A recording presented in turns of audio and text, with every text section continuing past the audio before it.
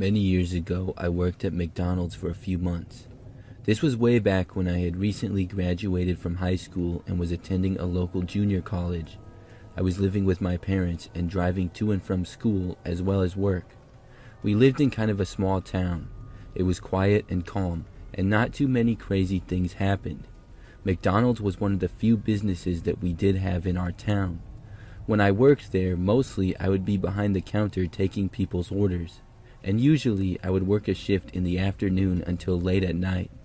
The McDonald's was open for 24 hours back then that I worked at, but I would get off of work at 11 because I was in school, and we didn't need quite as many people working in the overnight hours. The McDonald's never really got that busy. We would get customers at the busy hours, but I don't recall it ever being super crazy. After I worked the job for a few months, I was in a routine of work. I would work a few nights a week, typically getting off at 11. At that time, it would usually be very quiet. When I got off of work, I started to notice this one car in the parking lot with the engine always running and the lights on. It was a 4-door sedan, maybe 15 years old or so, nothing really standing out about it. I couldn't tell who was driving, but never really looked that hard. I just remember leaving for work a few times and seeing it each time. It wasn't a coworker because I would have known who it was. At one time, I sat in my car and texted a few people before leaving, so I was there for a few minutes. The driver never got out or anything. At times, I would get out a little early at maybe 10:45 and the car would be there. Or if I stayed a little late till like 11:15, the car was also there. It was there every time that I got off of work for like 2 weeks in a row. It was something that I always forgot about though. I would only really remember or think about it when I got off of work and noticed it again. I was curious and it seemed sort of odd, but then I would just drive home and forget about it. I thought maybe it was somebody just on a break at their job that was maybe not far away. Who knows? But then, one time, the car was there like normal. When I left for work though, the car followed me. It drove the whole way back home to my parents' house, which was like 10 minutes, but a few streets before mine, it turned off. It freaked me out a little, but it didn't follow me all the way home. Then, like the next 3 or 4 times that I got off of work, the same exact thing happened. No matter when I left, the car would leave right after me, follow me for most of the way, and then turn at the same spot before my house. I told myself maybe this person just lives sort of by me, but why would they always leave right after me? It was creeping me out quite a bit. Then, one night, I got off like usual. It was around 11 p.m. I left the McDonald's and walked out to my car. This time, I saw the creepy car was parked right next to mine. Normally, it was parked at least 5 spaces away and in the same general spot. I wouldn't always park in the exact same place either, because when I would arrive at work, sometimes the McDonald's would be busy. But this was the same general area. This car was always at least a few spaces away from me and had never been next to me. But tonight, it was parked right there, and this freaked me out even more. Still, I tried to ignore it. I got into my car and didn't look at the other one. Then I started the engine. After that, I drove away. Right when I did, the car left too. It followed me all the way back. However, this time, it did not turn at its usual place. It followed me all the way to my parents' house. When I arrived back, I pulled onto the side of the road out front. I was afraid to pull into the driveway knowing that it would take longer. I just parked, got out, and sprinted for the house. I ran inside and made it. When I looked back, the car was pulling over too, but at least nobody was getting out. I instantly found my parents and told my dad about it. He went over to the front door and the car was now parked out front of our house. My dad walked right outside towards the car. However, before he got halfway to it, the car very quickly drove away. The next time that I worked was several nights later. When I got to work that night, I brought it up to a few coworkers.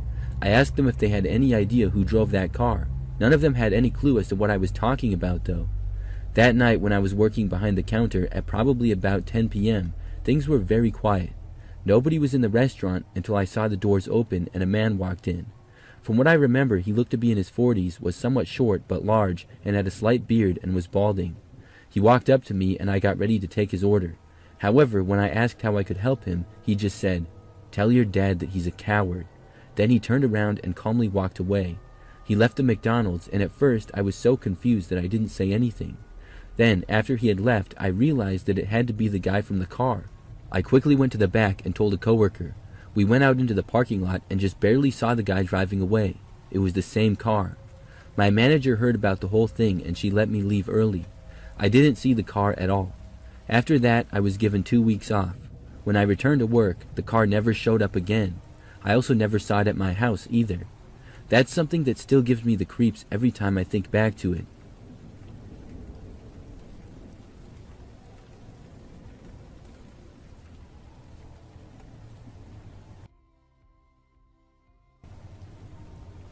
A few years ago, I was on a road trip with my husband.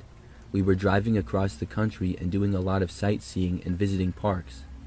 So one time when we were in the middle of the road trip, we left the hotel to hit the road. The hotel that we were staying at did not have a breakfast, so we stopped at the McDonald's in town. When we got there, it was very busy. My husband waited in the car and I went to get the food. A lot of other people were standing around inside the McDonald's. I ordered and then waited amongst the other people. As I looked around, I noticed a man across the room. He was standing kind of far away, but he appeared to be looking in my direction, and he started making these weird and creepy faces. I wasn't sure at first if something was wrong with him. It appeared as though he was intensely staring at me, and going from a creepy grin to a mad face. Then he would go back to a straight face. I stopped looking at him because it was weird.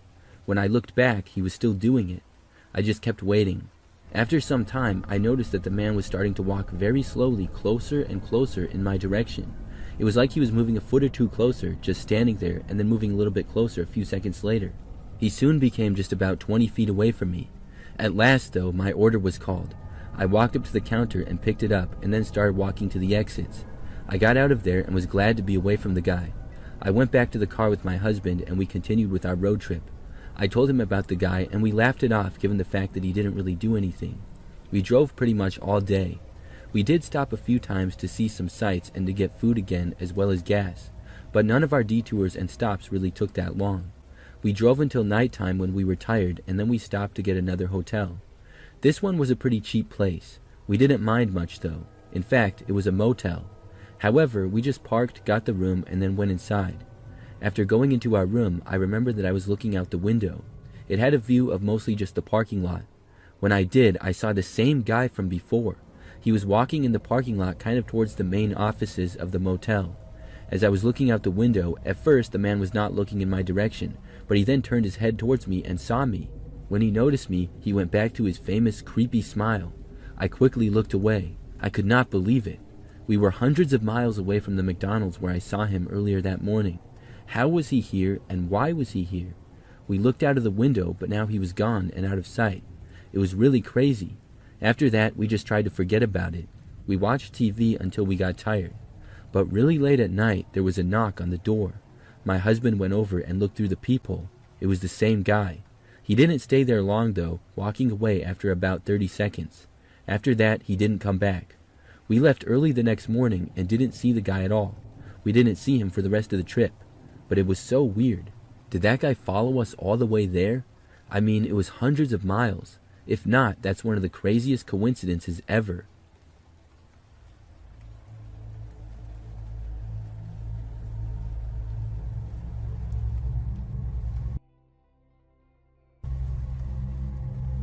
I live in an apartment building that's right across the street from a McDonald's.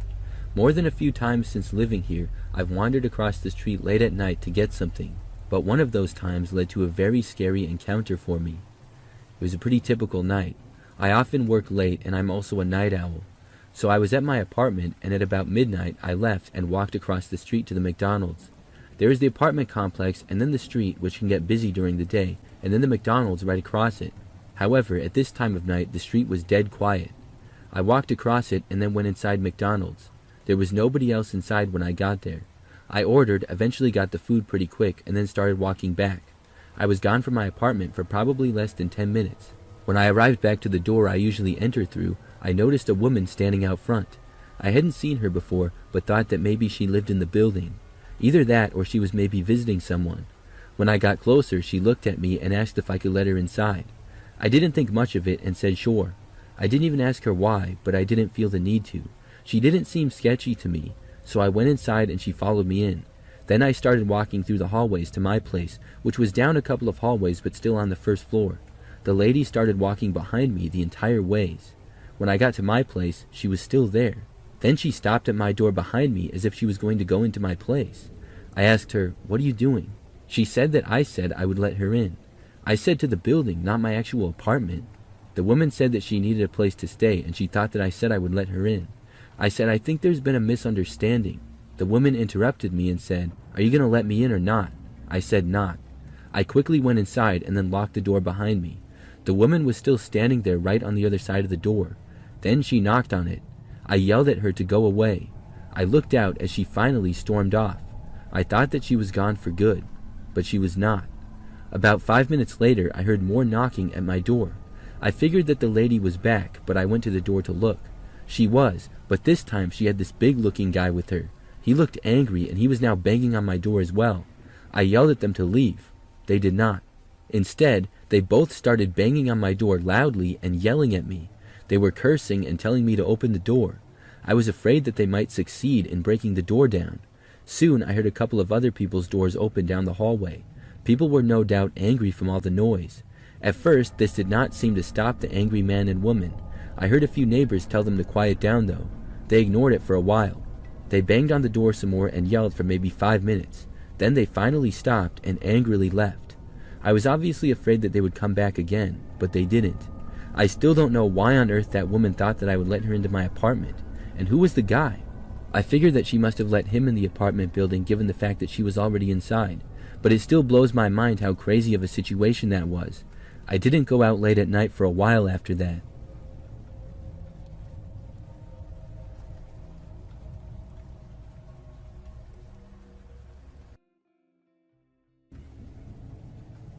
For a period of time a long time ago, I used to work at McDonald's as a manager. I worked there for about a year and dealt with some crazy things, but one time is by far the craziest thing to ever happen there. It was an average evening for the most part. We got somewhat busy and I was helping with different tasks. At our McDonald's, we never had enough employees and were seemingly always short, so I did a little bit of everything. At one point though, I was in the back for a while, but I heard that someone was asking for me. Apparently there was a dispute with the customer and he asked for the manager. So I walked up to the counter and saw one of my employees looking upset and an angry man on the other side of the counter. I didn't hear any of the conversation, but I knew the employee he was dealing with was very nice. The man asked me if I was the manager and I said yes. He then told me how he was mad because the fries were cold, but he went on to insult my employee and call her stupid. He did not seem interested in resolving the matter, only in letting out his anger towards us. After he started swearing towards us employees, I yelled at the guy and told him to get out. I said we weren't doing anything and if he didn't leave now I would ban him and call the cops. He continued to yell at us and literally everybody else in the restaurant was staring at the scene. Eventually though, the guy finally walked out and left. I was glad that I didn't have to call the police on him. Then we resumed back to normal for the most part. Eventually, within about an hour, we all moved on and were feeling better. As it got later, things quieted down. I remember that at one point, I went to take out the trash.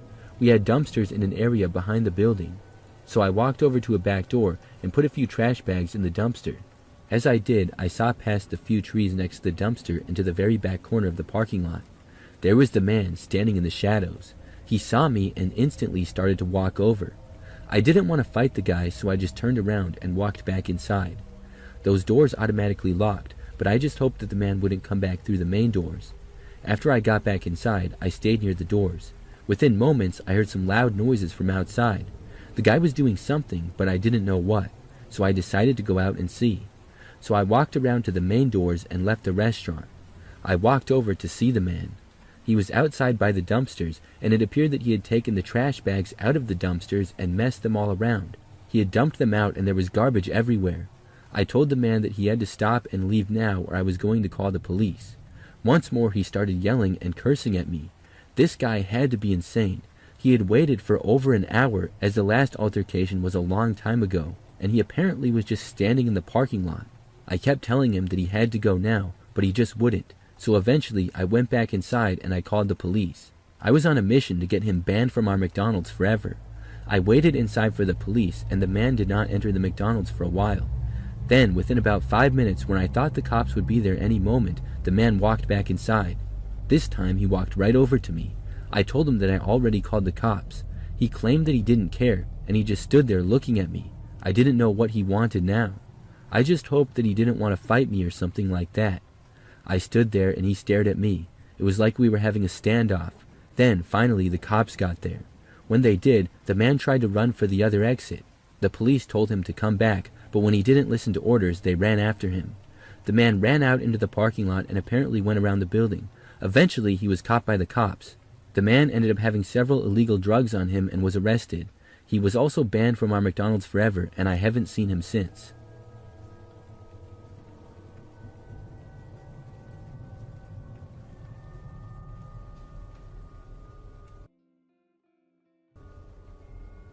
This happened a few years ago now, but I won't forget it. I was with my girlfriend and we were driving back. It was pretty late, but I had some caffeine, so I was good to drive. However, not long into the drive, we were both very hungry, and we were driving kind of out in the middle of nowhere. We saw this McDonald's sign sort of behind some trees and a ways off the road, so we took the next exit. Then we followed some really quiet and dark roads until we reached the McDonald's. Now, it's worth mentioning that the light that we saw for McDonald's was not lit up. It was just a tall M sign, but those are not always lit up, and sometimes the place is still open. But when we got to the McDonald's, we couldn't really tell if it was open or not. It looked like there was some light on inside, but there were absolutely no cars in the parking lot at all. At least not on the side of the building where we went. There could have been some around back. It just seemed really quiet and almost deserted. Nearby was really nothing else other than a gas station a ways down the road, I think.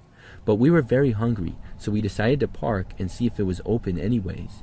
So we parked the car, got out, and walked up to the doors. Surprisingly to me, the doors were unlocked, and we went inside. However, once we were in, we walked up to the counter and nobody was there. Not only that, but there was really nothing behind the counter at all. It became clear that the restaurant was not open, and it appeared to be abandoned. There were still all the tables and chairs inside the restaurant, but they were very old and outdated. The whole place looked like it was straight out of the 90s. Behind the counter, though, was where you could really tell that things were missing. The strangest part was that there was a light on near the counter. In our time inside, my girlfriend and I were talking with each other about how weird it was. We soon thought that maybe they were going to do construction or something like that, and that's possibly why the place was left unlocked and a light was on. But we didn't hear any noises at all when we were inside, until we were sort of at the back corner of the dining room area. We had been inside for maybe 2 or 3 minutes and were just looking around because we found it interesting how the place looked deserted and was so outdated. As we were just admiring about how it looked untouched for years, we suddenly heard somebody say loud and clear from near the counter, "Can I take your order?" We both looked in that direction at once, but we could not see right to that spot because of where we were. I felt nervous and we both walked over there. However, when we got within sight of the counter, we saw no one. We walked all the way up to it and nobody was there at all. We asked who was there, but got no answer. However, we did hear somebody walking back in the kitchen area out of sight. I didn't want to stay any longer. We both just walked out and left. We drove to a gas station some ways down the highway instead. Then we went back home. After that, I tried to look up the McDonald's to see if I could find any information on it. However, I could not find anything. I still don't know who was in there or what the story was with that McDonald's.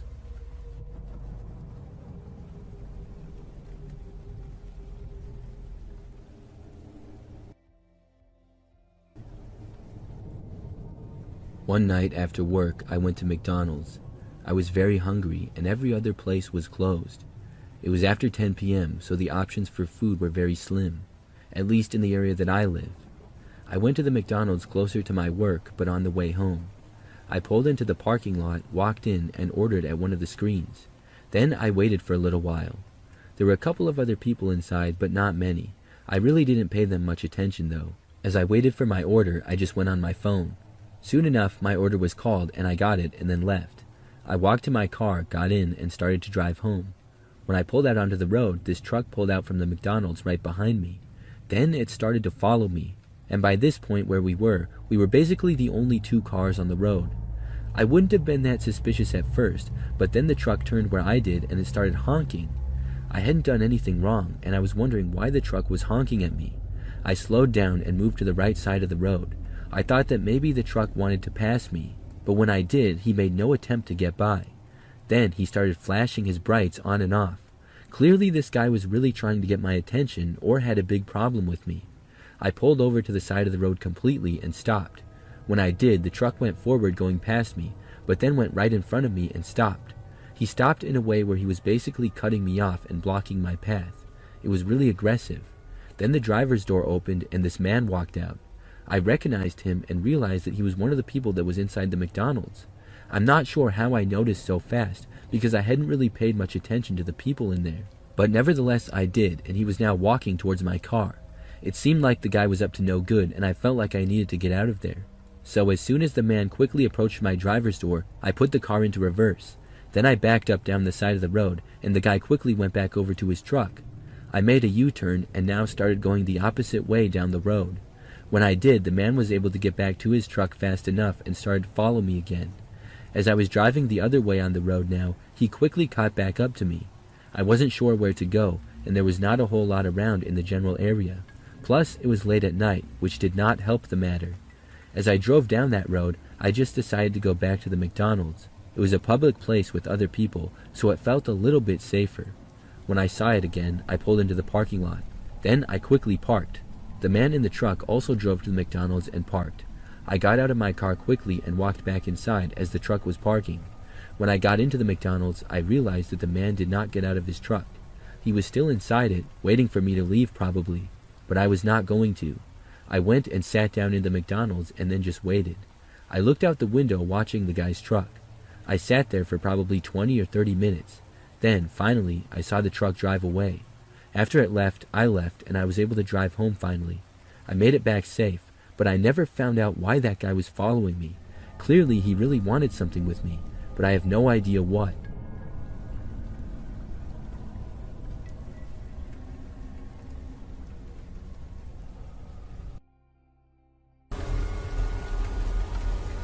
My boyfriend and I like going out dancing on the weekend, which always ends with us stumbling into our favorite pizza place. We've done this most weekends for over a year now, so we've become somewhat friendly with the guys who own the pizzeria. They know us by name and always make a big fuss over us and offer us a discount every time. One night, a Sunday night at 11 p.m., my boyfriend and I were in bed because we both had work the next morning. My phone started ringing, which was weird for that time of night, and I saw it was an unknown number, so I ignored it. The next thing we know, there was some knocking at the front door. All the lights in the house were off, so we were clearly in bed or not at home. I had another call from the same number, and then the person knocking started hammering on the door and flicking the mail slot. My boyfriend got up to answer it, even though I was a bit shaken up, and warned him not to. He went downstairs to answer the door, and lo and behold, it was one of the guys from the pizzeria holding 2 freshly cooked pizzas that we didn't order.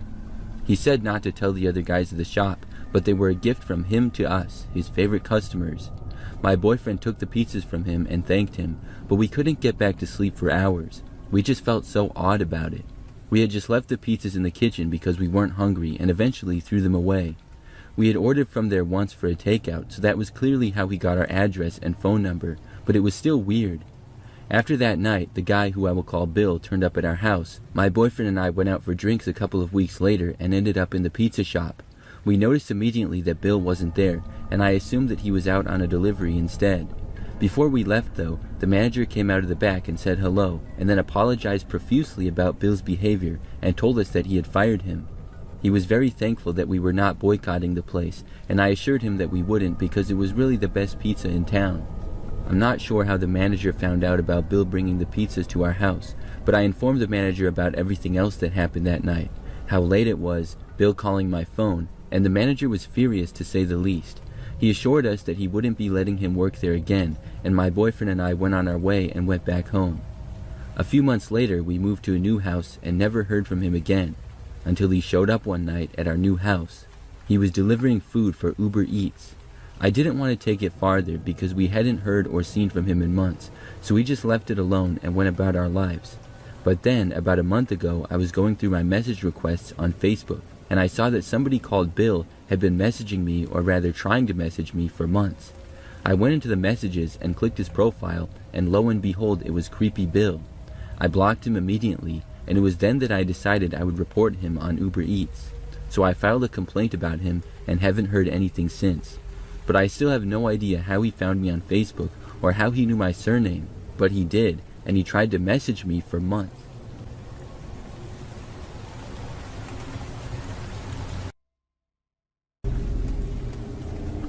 This happened last October. I live in a small town in upstate New York, and every fall my sister and I go apple picking. It's a tradition, and we go to this orchard about 20 minutes outside of town. It's family run, not too crowded, and they make good caramel apples. That Sunday we got there around 10 a.m. The sky was overcast and there was a chill in the air. The parking lot was half full. We brought my nephew, who's 5, I'll call him Tyler. It was supposed to be a short trip. Pick a few bags, grab some caramel apples, and head home. We paid for our bags and walked past the little farm store into the orchard.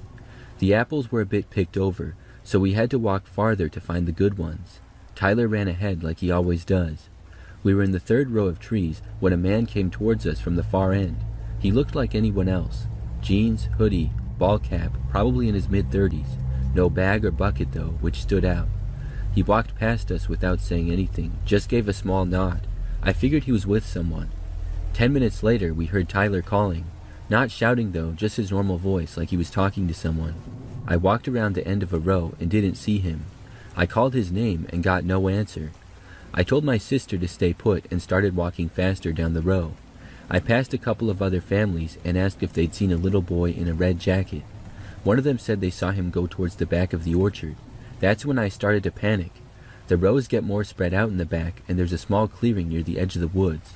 There's no fence there. The property just sort of fades into trees and brush. I found Tyler standing next to the man we'd seen earlier. The guy was crouched down, holding something out to him. It looked like a toy. Tyler wasn't touching it, just staring, and the man didn't notice me right away. I yelled, "Tyler, come here." The man stood up fast. He smiled and said something like, he got turned around and I was just helping him find his mom. But Tyler hadn't said he was lost. Tyler's not shy, and he would have called for us or walked back if he was lost. He knew to stay close. I grabbed Tyler and backed away. The guy didn't follow us, but just stood there watching us go. When we got back to the main path, I told one of the workers. He radioed someone, and they went to look. We waited near the barn with Tyler. About 15 minutes later, a staff guy came back and said they couldn't find the man. We filed a report with the sheriff that afternoon. They took it seriously because it turned out there had been another report a week earlier from the same orchard and that same kind of guy. Nobody was hurt, but a little girl said a man asked her to help him find his lost dog. The orchard had to put up cameras, and I'm not sure what happened since then. I haven't been back yet. I don't think the guy was just being helpful. I saw the look on his face before he turned around. He wasn't surprised to see me, he was annoyed, like I'd interrupted him. It made me realize how easy a kidnapping at an orchard could be though, with all the trees and a lot of space between people. I'm more aware of the areas I bring my nephew to now.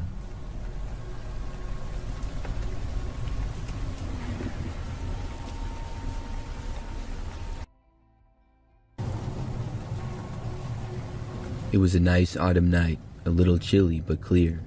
My family and I decided to have a campfire out by the edge of our property. We lived on several acres, and the campfire pit was set up right next to the woods near our old playground. It was far from the house, but we'd used it many times before and never had any problems. We waited until it was dark, then brought out folding chairs, blankets, and snacks. My dad started the fire while my mom helped my little brother with marshmallows. My sister and I sat near the fire talking and making s'mores. After a while, maybe an hour or two in, we heard a sound coming from the woods. It was leaves crunching and a stick snapping. We paused, but figured it was a raccoon or a deer. We get animals out there all the time, so we didn't think much of it. A little later, we heard it again, this time closer. It didn't sound like it was an animal this time. It sounded like footsteps, like somebody walking through the brush. We all went quiet and listened. Then we heard somebody cough, confirming that it was definitely a person. My dad stood up and looked towards the woods. He pulled out his flashlight and shined it towards the trees. A few seconds passed, then we saw him. There was a man standing between the trees, just far enough that we couldn't see his face. Then the light hit him and he ducked behind a tree. We froze and no one said anything. He didn't move or come out again, but we knew that he was there, watching. Without a word, my dad turned and told us to go. We left everything by the fire pit, blankets, food, chairs, everything. I don't think I've ever run that fast in my life. Once we were inside the house, my dad locked every door and checked every window.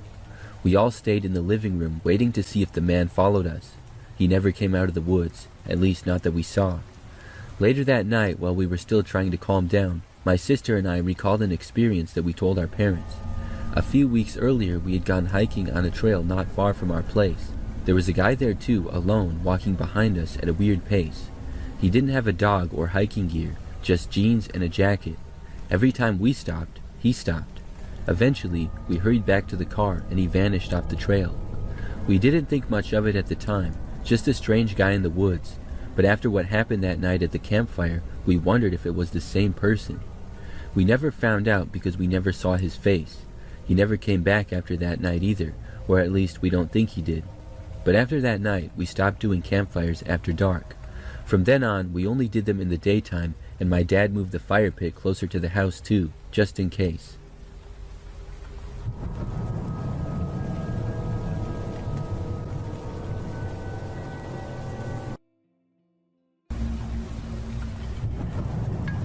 It was Halloween night 2022.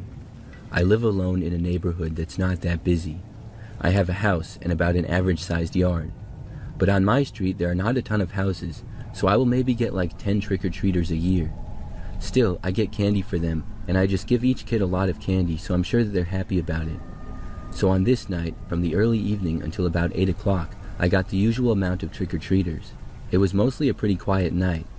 Then, at like 9 o'clock or so, there was a knock at my front door. I went over to look, thinking that it was just another trick-or-treater, but it was not. There were about 5 grown men all standing there. Each of them were wearing full head masks of various creepy characters. I don't know who all the characters were, just that one of them was a clown and another was like an old man mask. Aside from the masks though, they were just wearing normal clothes. They seemed like grown men, because most of them appeared to be around 6 feet tall or taller.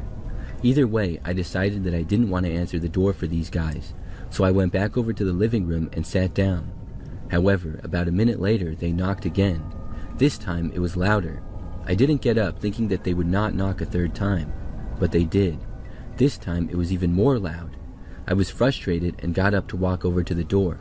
I supposed that I would answer and see what the guys wanted, but as I was walking over there, I heard someone try opening my front door, which was locked. As I approached, I saw out the living room window one of the men running by and another approaching the window. The guy who went to the window then started to bang on it. Meanwhile, I then heard knocking at my back door, which was really loud. Then I heard another banging coming from a window at the other end of my house. It seemed as though the men had split up and were all at different parts of my house now, and they were all either trying to actively enter my home or bang on a window or door. It was a pretty scary thing, and I decided to call the cops. I knew that I couldn't fight off 5 grown men, and it sure seemed like they were trying to break and enter. I went down in my basement and called the police from there. For a while I heard the banging as I waited. Eventually though, it stopped. Unfortunately, all the men ran off before the cops got there. After officers arrived, I went out and talked with them about what had happened. They pretty much just made a report, drove down the street and looked around a little and then left. I was happy that the guys were gone, and I was hoping that it was just a Halloween prank that went too far. Definitely way too far. For the next few hours, things were fine. Then I went to bed. However, I was awoken to the loud sounds of banging coming from all around my house again. It was pretty much the same thing as before. They were at all angles of my house, trying doorknobs and banging on windows. I got up and didn't know what to do. They did this for about a minute. Then they stopped. I went to a window and saw the same guys, still wearing those masks, running away. I didn't call the police again. I stayed up for a little while, seeing if they would return, but they did not, and then I went back to bed. After that night, it never happened again. I obviously don't know who those guys were because they had masks on. They were probably just trying to scare people on Halloween, but they took it way too far.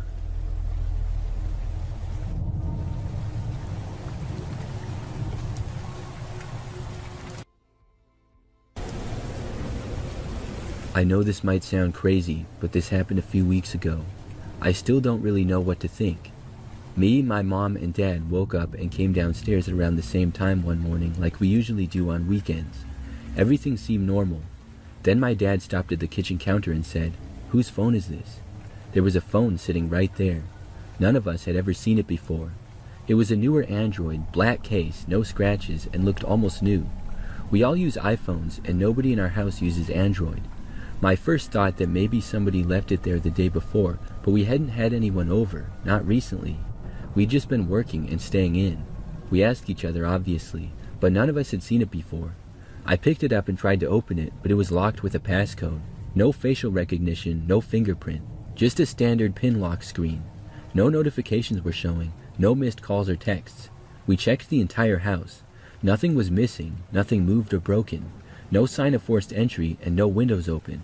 The doors had been locked all night. Our security camera at the front door didn't show anything, but we didn't have cameras in the back. We figured maybe it was dropped by somebody passing by and somehow ended up inside. But how? We tried calling the number from another phone, and it went straight to voicemail. A generic male voice, nothing identifying. No name, no message, just leave a message after the tone. We then tried to look up the number. Google gave us a basic result, Washington State area code registered to a man in his 80s. We didn't know anyone from Washington. We live in the Midwest and have never been there before. Later, I plugged it into a portable charger because the battery had died, thinking maybe we could turn it in somewhere. As soon as it powered back up, it buzzed. A notification popped up on the lock screen, but not a normal one. It was a text message which didn't make much sense. It contained hieroglyphics, and I couldn't decipher the message from it, but there was a link at the bottom of the message as well. That really freaked me out. My parents were both standing there. None of us knew what it meant, but we were not clicking that link. We called the local police station. They took a report, but they basically said unless it was tied to a crime, there was nothing much they could do. They took the phone and said they'd hold it for 90 days. If nobody claimed it, we could have it back if we wanted. We told them we were not going to take it back, and that was the end of that. Overall, a strange and creepy experience.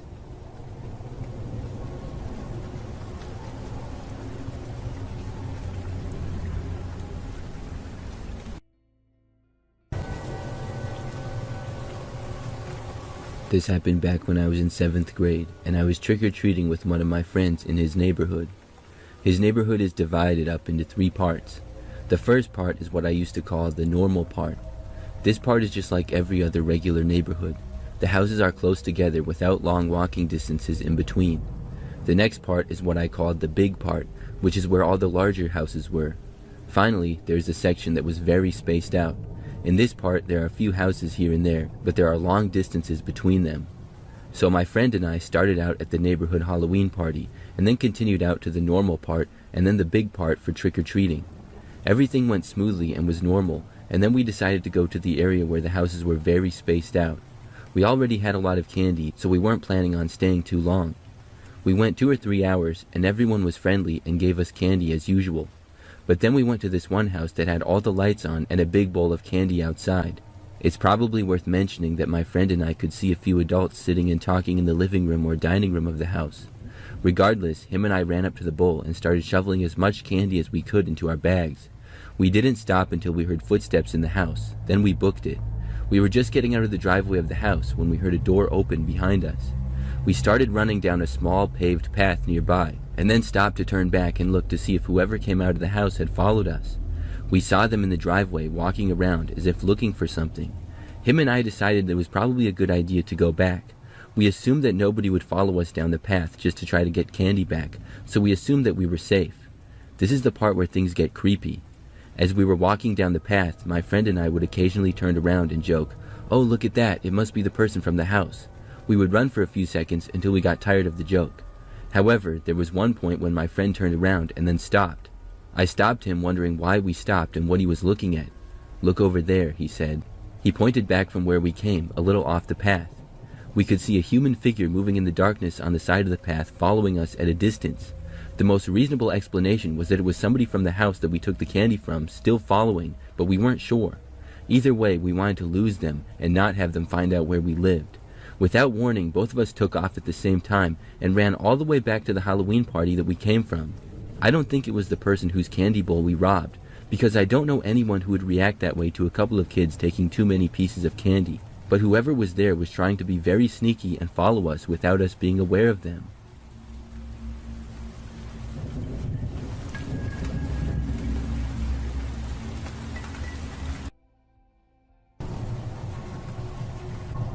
When I was younger, I used to work the night shift at a gas station on the edge of town. Overnight, it would usually be pretty dead.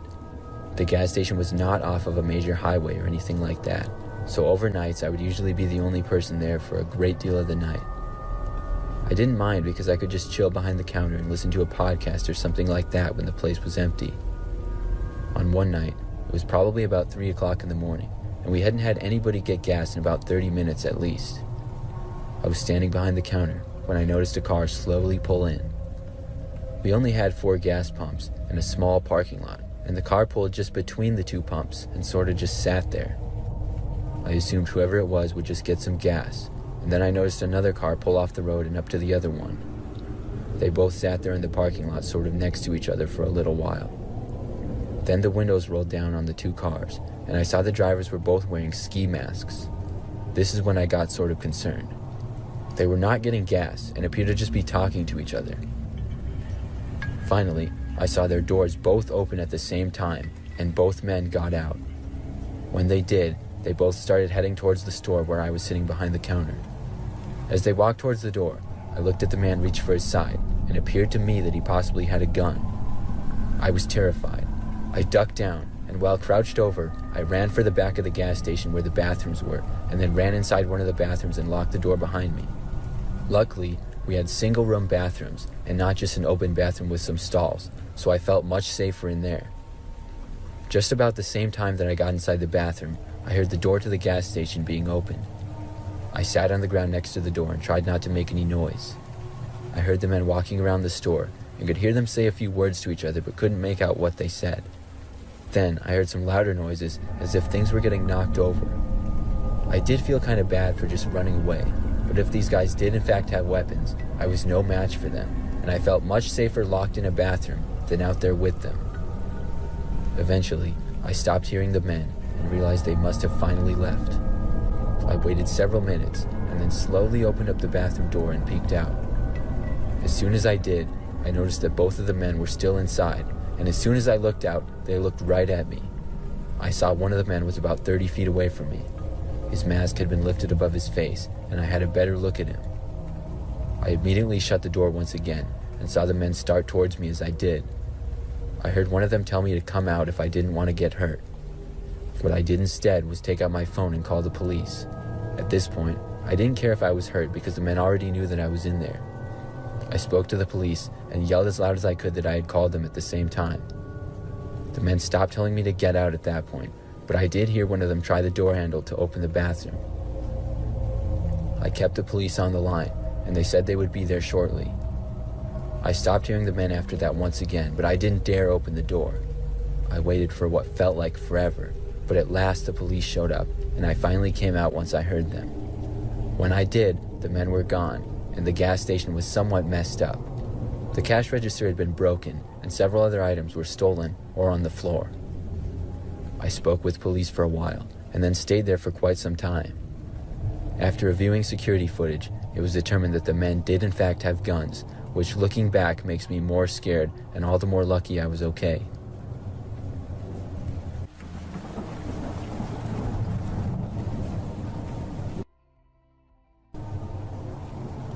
It was just after 9 p.m. on a Thursday. My wife and I had finished dinner and were cleaning up the kitchen. Our house sits at the edge of a long stretch of farmland, nothing but open fields for miles behind us.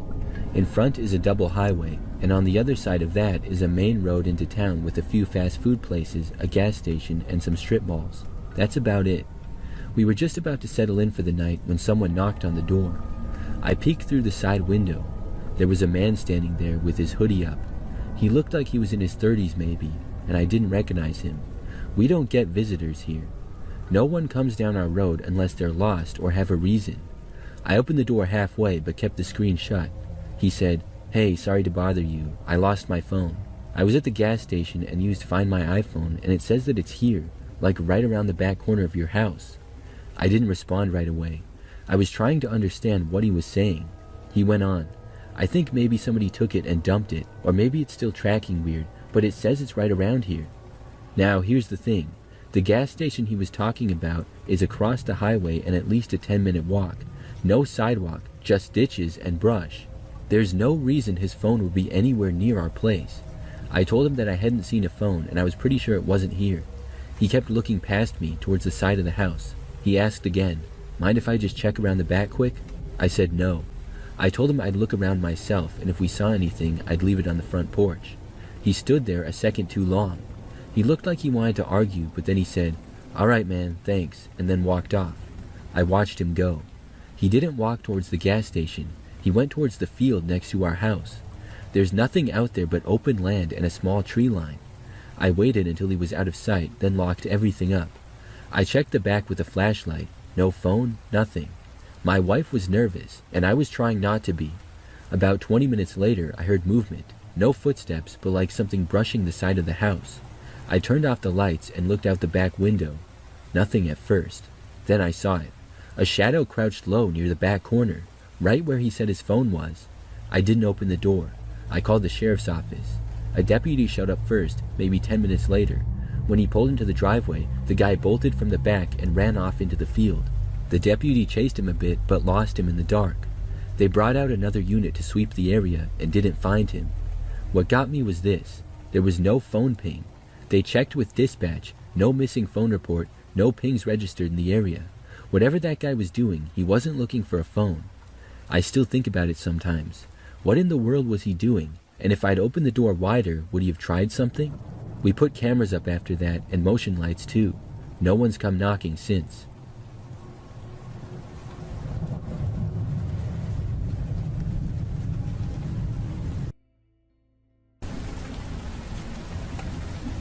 This happened almost a decade ago when I was 13 years old.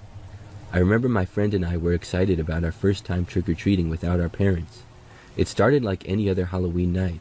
We collected candy, ran into many of our classmates, and had a lot of fun.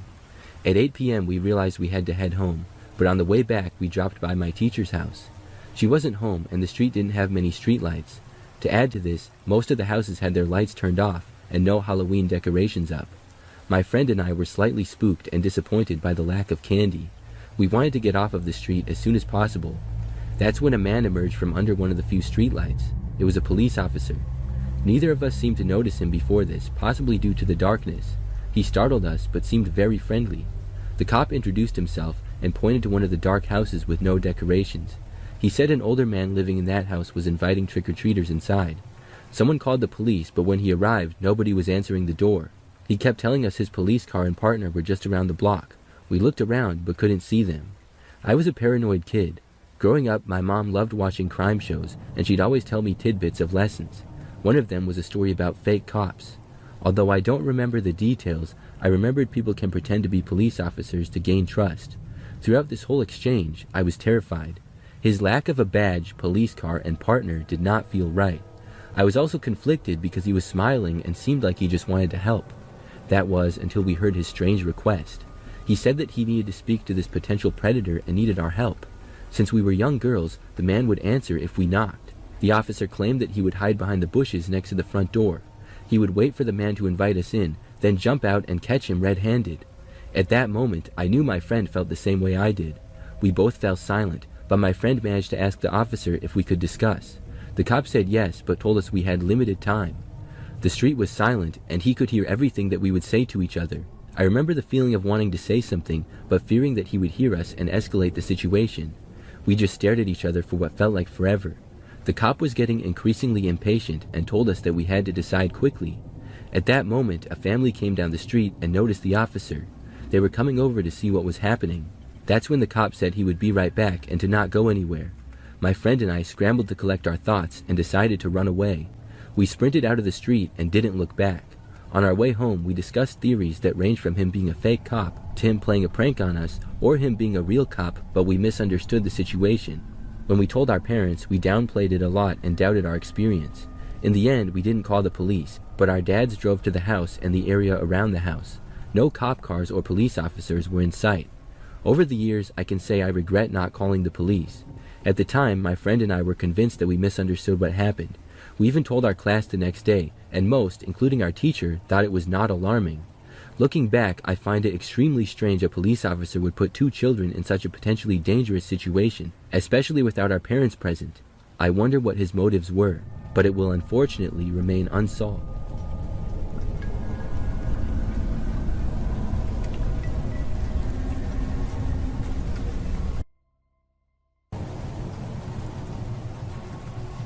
I used to go to Starbucks all the time. I would say at least 2 or 3 times a week I would stop at Starbucks for coffee on my way to work.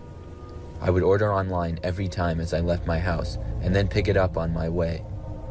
I got it so often that some of the employees started to recognize me, and I would be friendly with a few of them. Sadly though, the lines at the location I usually went to were always super long, and one day I realized another Starbucks that was also on my way to work. I made the choice to switch locations to see if it would be faster, and it was in fact quite a bit faster every single day, and it saved me some time.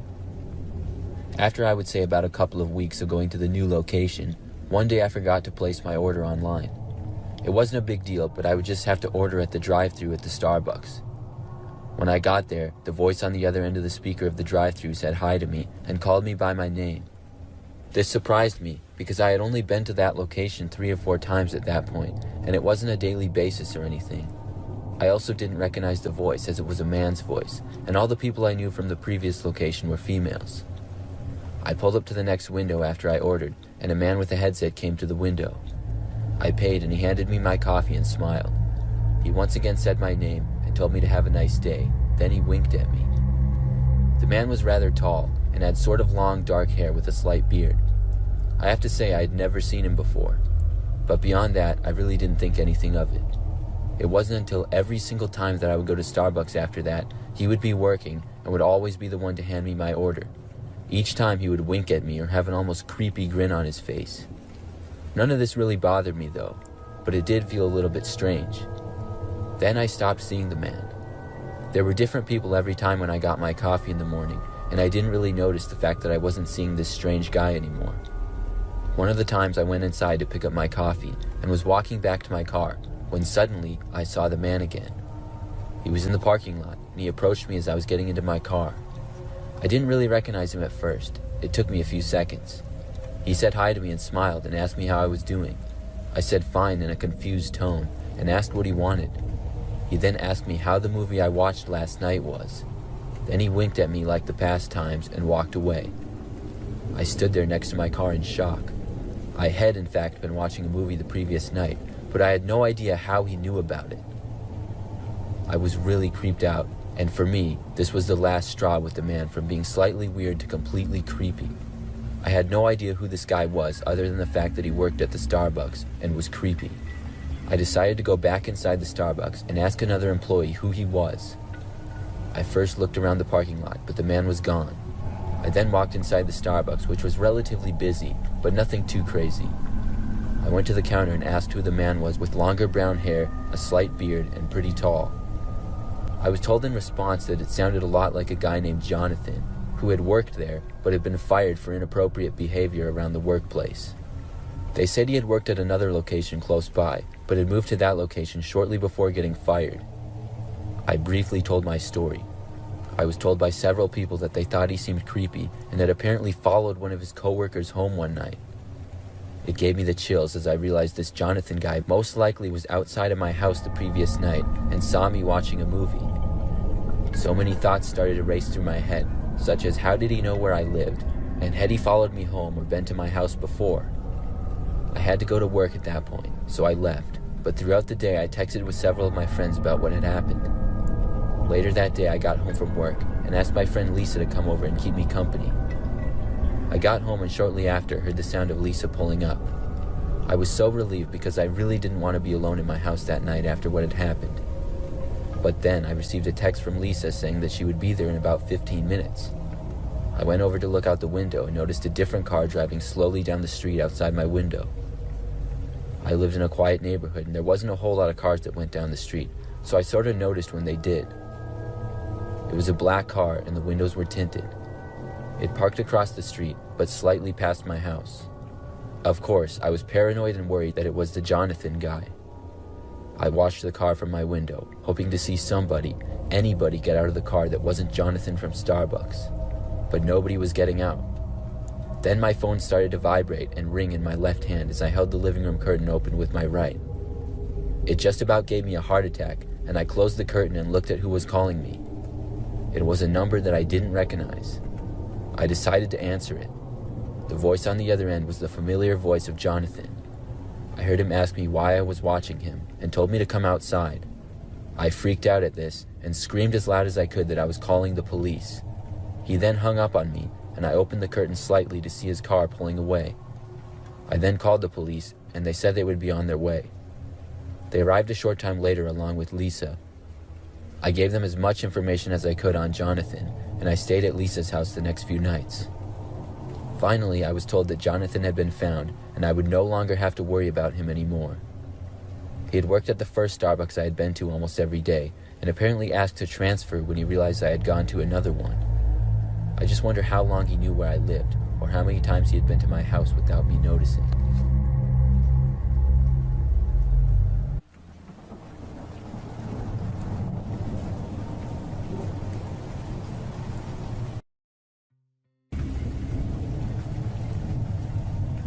It was a crisp autumn night when I decided to go for a hike.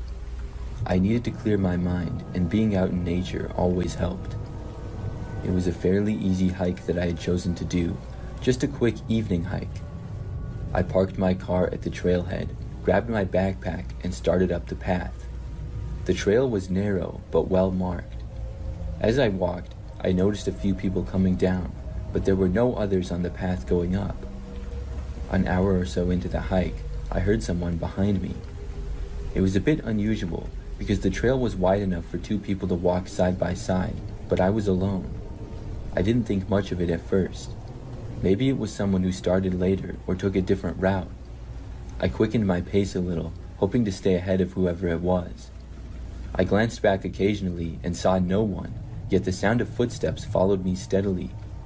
I tried to focus on the beauty of the hike, hoping that whoever was back there would turn off on another path. After another mile, I took a short break by a small stream.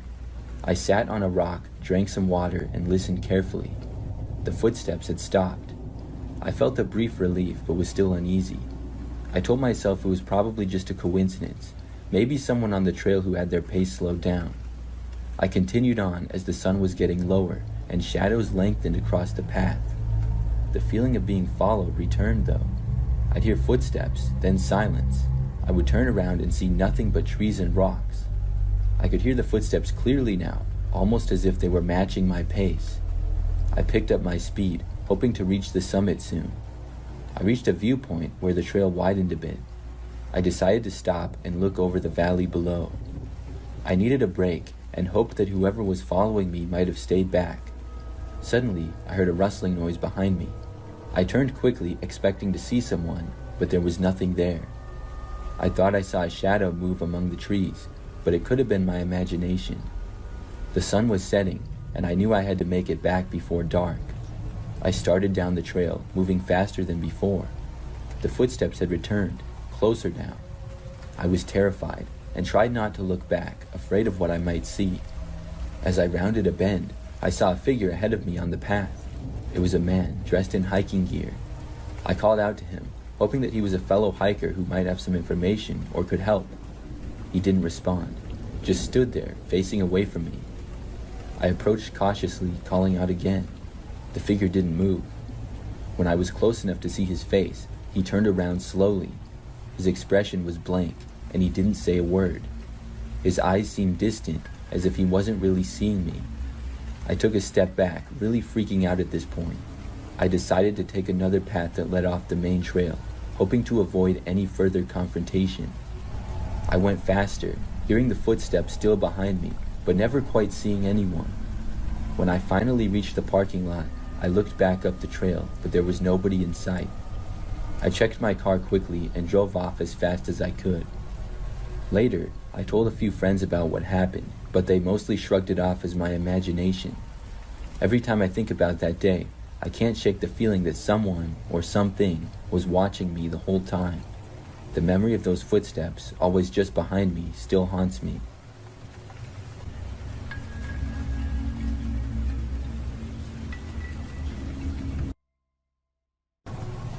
A couple of years ago, I rented a small house. I lived alone, and my house had a small front and backyard in a pretty busy neighborhood. I worked not that far away, about a 10-minute drive from my place. One night, I arrived home from work like usual. I went on my phone all the time, and I remember using it after arriving back home. So as the night went on, I found myself relaxing on the couch and watching TV. This lasted for several hours and was probably my favorite activity to do on a random night without anything going on. I would just channel surf and watch the shows or movies or whatever that were on. A couple of times I got up to use the bathroom that night or to go to the kitchen, and at one point I went down to the basement to get laundry. When it got late, at about 11 o'clock, I was tired and decided to go to bed and call it a night. I hadn't been on my phone in a few hours. I assumed that it was right next to me on the couch though, which is where it usually would be when I was there. My couch was very comfortable, and I also had a few blankets on it. I looked around though and could not find my phone. I quickly became frustrated. I picked up all the blankets on the couch and shook them. I expected my phone to fall out, but it didn't. This had happened before, but every time before my phone had been there. So I started looking through the couch cushions. I thought that maybe it had fallen between them, but when I looked, I still couldn't find it. I was like 90% sure that I had left my phone on the couch, so I didn't know what was going on. I started to try and remember the last time that I had used my phone. I couldn't remember exactly when, but it was for sure at my house and probably at around 7 p.m. or so when I was still on the couch. And I hadn't left my house at all the whole night, so I knew it had to be inside. I started walking around the living room, looking on the floor and on the coffee table and everywhere. My place was not that messy, so I was getting more and more confused. Where could it be? I remember I started exclaiming to myself, "Where is my phone?" in disbelief. I hadn't remembered taking my phone with me when I went to the kitchen or basement, but I guess it was possible, so I decided to try to retrace my steps anyways. I mean, it had to be somewhere. So I started looking all around the house, and my place really was not that big. It was just one level and then a basement. There was the living room, a small dining room area, kitchen, bedroom, bathroom, and closet on the first floor. Then an unfinished basement with laundry and another bathroom was downstairs. I first went downstairs and looked around. The phone was not there. Then I went back upstairs. I looked in the kitchen, dining room, and bathroom. Nothing. I hadn't been in my bedroom yet, but I went in anyways, and it wasn't there either. Then I went back out into the living room, confused as can be. When I looked back to the couch, there it was, my phone. It was just sitting there sort of half covered by a blanket, but visible. I felt crazy. Was I really that insane that I somehow had not noticed this before? I knew for a fact that I had looked there. I just picked up my phone, shook my head, and then went into the kitchen to put my cup in the dishwasher before heading to bed. But when I got in the kitchen though, I noticed something. The back door to the house was unlocked, and it also looked like it wasn't closed all the way. Like it was mostly closed, but you had to really push it to make sure that the door shut completely. When I saw this, my eyes must have got real big. I went over, pushed the door shut, and locked it. I knew that I had the door closed before. I rarely used it. Then the crazy realization hit me. What if somebody had been inside the house with me? What if they had took my phone, and for whatever reason, when they realized I was looking for it, they put it back? Maybe when I was in the basement, they returned it. It sounds crazy, but I knew the door had been closed all the way before, and how else do you explain it? I looked through my entire house, and nobody was inside. So at that point, I went to bed. I don't live in that house anymore, but the experience still makes me wonder. I never saw or heard anyone, and why would they take my phone and then give it back? Maybe they could not unlock it with my password. Maybe they thought I would find them. I don't know, I'm just guessing. But where were they hiding? My bedroom or the closet possibly. I know it might still sound crazy, but I know I searched everywhere that night.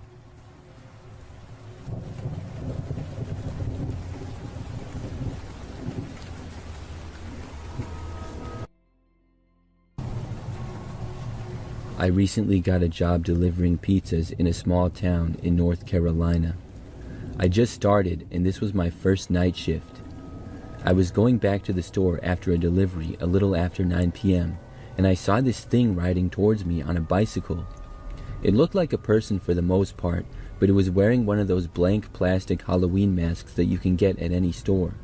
The mask had a wavy line from the top left to the bottom right, which separated the mask into a purple half and an orange half. I couldn't tell what it was wearing because it was too dark out and the clothes were black. Out of the top of the mask there was something that could have been hair, but it seemed strange to me. The hair was at least a foot tall on its own, and the only way I can describe it was as a plant of some sort. It looked like a bunch of tangled branches and vines all sprouting from the thing's head. It was doing a wheelie all the way down the street towards me without losing any sort of balance. The thing that really tipped me off that this thing wasn't human, though, was the aura that it gave off. I couldn't stop looking at it for more than a second. It drew my eyes almost magnetically, and every single second I looked at it, the more terrified I felt. It wasn't just my natural reaction of fear either. It felt powerful and evil. My heart started pounding. I was screaming involuntarily, and tears welled up in my eyes. I was about to make a turn when I saw it coming towards me, and as soon as I completed the turn, the thing disappeared. I turned around to look back down the street I was just on, and it was just gone. I was extremely rattled, but I knew I had to make it back to the store. I made a slight left turn on the long avenue where my store is located when I saw the thing riding towards me again, still doing a wheelie. It started out on my right, but rode around me to get to my left as I proceeded towards the store. I was trying my best to outrun it, but it was keeping up with me until it suddenly jumped off the bike onto the sidewalk with hardly any effort. I whipped my truck into the store lot, hoping it meant safety. To my horror, I saw a bicycle not belonging to anyone in the store leaned up against the wall directly in front of my parking spot. I looked across the street to where I had seen the thing hit the ground and saw that nothing was there. I hesitated to even leave my truck, but I had to complete my shift, so I went inside with my guard up. My coworkers were all fine, but there were no customers in the store. That's not unusual considering the time of night, but that meant that the bicycle owner was not inside. I rubbed my face for a few moments in front of a fan and grabbed my next delivery. I exited the store to discover the bicycle was gone, even though I hadn't noticed anybody move it. I worked the rest of my shift until 11 p.m. and didn't see the thing again. The bike stalker was gone. The whole way home, I was unnaturally paranoid. Around every curve and corner, I feared it would be standing in the road waiting for me. I've seen a lot of things in my 20 years, but I've never experienced anything like that.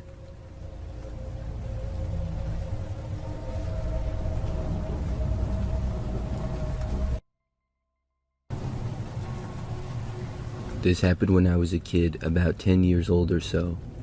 Halloween was one of my favorite times of the year. I would always go trick-or-treating with my best friend Aaron, and we lived pretty close to each other in the same neighborhood. On this year in particular, on the evening of Halloween, Aaron came over and we got ready to trick-or-treat. I can't remember what our costumes were, but we set out and first hit all the houses on our street. We lived in a large neighborhood, but our street was really small. I think there were like 10 or 12 houses on it, and surrounding it was a large park and a golf course. Then to get to the rest of the houses, you had to cross a busier street. We got all the houses on our street within like 15 minutes. Then my mom told my older sister to drive us to the other neighborhood. We obviously wanted to go there so that we could get more candy.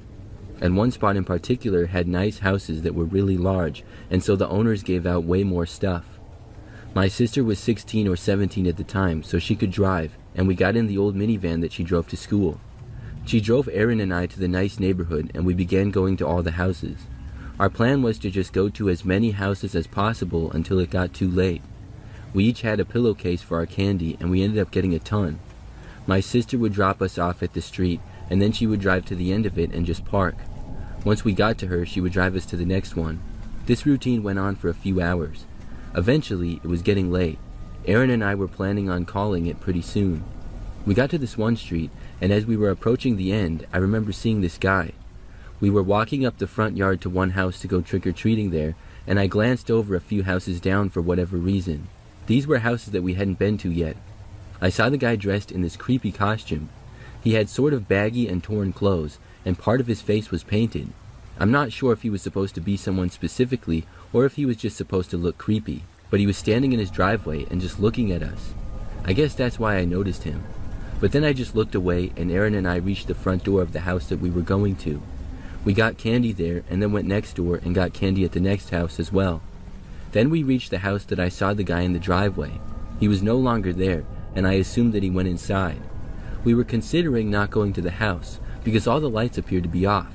That was usually a sign that nobody was home or that they had gone to bed. But I told Aaron how I saw the guy in the driveway just a couple of minutes earlier, so I knew that he was home and probably still up. I figured that he could give candy to just one last group of trick-or-treaters, so we went up and knocked on the front door. At first, there was nothing. But like 10 or 15 seconds later, I heard somebody walking to the door. Then it opened, and the same guy who I had seen was there. He answered the door, and we both said trick or treat. But the guy didn't have any candy with him. He looked really creepy with his costume or whatever it was. He just stared at us for a few seconds. Clearly this guy knew that it was Halloween, so where was the candy? I thought that maybe he had run out. He then told us to come inside. He didn't say anything else other than that. Aaron and I didn't want to. We knew better than to enter a stranger's house. When we just stood there, he once more told us to come in. I said, "No thanks, we'll just take some candy and be on our way." The man said that we would have to enter the house and that there was nothing to be afraid of. I remember looking into his house and considering it. Maybe there was a creepy decoration he wanted us to see or something. But when I looked in the house, I saw no Halloween decorations at all. It just looked like a sort of cluttered and messy house, and all the lights were off. I said, "We'll just go then." Aaron and I started to back away to leave. The man told us again to come inside, this time more demanding. By now, we both really got creeped out. We turned around and started walking quickly away. That's when I heard the man start to leave his house. Then we both just took off running. We sprinted through his front yard and into the street. As we were running, I heard the man going into his yard and running after us. I figured that it was a joke and that the guy was just trying to scare us. But I didn't know for sure, and it was still really weird, and I didn't want him to catch up to us. So we kept running and made it back to the street. When we were running down the street to my sister's van, we heard the guy stop. He seemed to not leave his yard, which made us feel better. However, we kept running and didn't stop until we reached my sister's car. Thankfully, it was not that far away and just around the corner. We got inside, and when we were back in the car, we told my sister all about it. She said that it was a good idea that we didn't go in the guy's house and that he sounded like a creep. Then we said that we were done for the night and she could go back home. So my sister pulled a U-turn and began to drive back. This meant that we were going to drive by that guy's house again. I remember that as she drove past, we all looked in the direction. What I saw was the car that was parked in the man's driveway now running. As soon as we passed by, the car left the driveway and pulled onto the street behind us. We looked and saw the same man was driving it. Aaron and I started freaking out and told my sister to get away from him. We went down the street and my sister turned. The man went the same way. My sister then started driving faster and we went to a busier street. By now, though, all the roads were pretty quiet. He followed us to the busy street and trailed us for a little while. Then my sister randomly turned to another street. He turned as well, and my sister then turned at the first option. The man behind us did too, until my sister turned quickly again. Then the man did not. We then drove to the end of that street, which connected to the busier one. Then we went back to our street and arrived home without seeing the man for the rest of the way. After getting back, we were all pretty creeped out from it. We went inside and were afraid that the man would show up at our house or something, but he didn't. Aaron went back to his house, and my sister and I didn't see the man at all. It was a crazy experience. We never trick-or-treated on that street again purposely to avoid that guy. Looking back, I'm not sure what his intentions were. It could have just been a prank to scare us, but it seemed a bit much to me. I'm just glad that we didn't enter his house and that he stopped following us.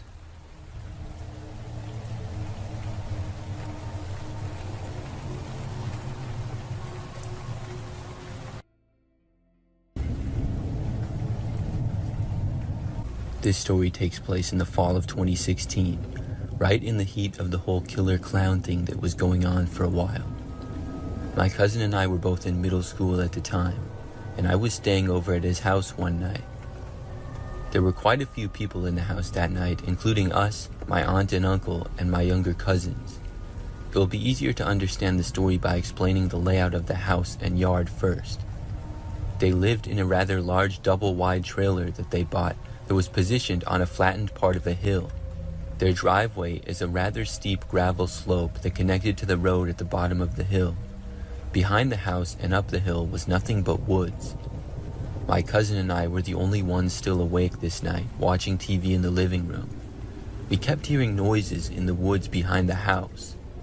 We could see into the woods from the window in the living room where we were sitting, but we didn't pay much attention to the noises since it was kind of windy. Plus, my uncle had lots of motion lights outside the house. The motion lights were positioned in the back facing the woods, the side door close to the driveway on the opposite side of the house, and on the porch that overlooked the front yard and the road. Because of all the motion lights, we weren't too worried about anyone or anything being outside, since anything out there would trigger the lights. We had heard lots of stories and watched lots of YouTube videos about the whole killer clown thing that was popular at the time. Personally, I didn't think that it was real. I thought it was just prank videos. Also, we live in a small town in northeast Tennessee where everyone owned some sort of firearm, including my uncle. We were never afraid of anyone dressing up as a clown and trying anything. The only lights on in the house were the TV and the dim light up above the kitchen sink that was only a few feet behind the couch. Suddenly, the motion detector light in the backyard turned on. We noticed, but we didn't think anything of it. The lights were set on a 10-minute timer, and if it detected movement, it would stay on and turn off after 10 minutes if no other movement was detected. After 10 minutes, they went back off, so we figured that it was just an animal, which wasn't uncommon. After about 20 minutes, I went to the bathroom down the hall. I did my business and washed my hands. But when I came out of the bathroom, the motion light on the side of the house by the side door that entered into the laundry room turned on. I could see it shining through the thin blinds that were on the door. I heard what sounded like footsteps on the gravel outside, and then the doorknob started rattling quickly like somebody was trying to open it. Luckily, the blinds were shut, so whoever it was didn't see me. I ran back into the living room to tell my cousin. My cousin had heard the same thing I did, because he was already up and halfway into his dad's room to wake him up.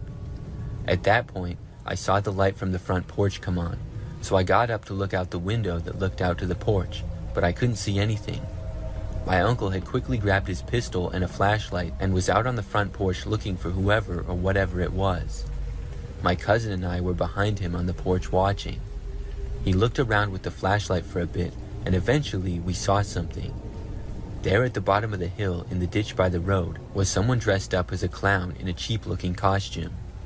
The clown was facing up the hill towards us, and it just looked at us and waved.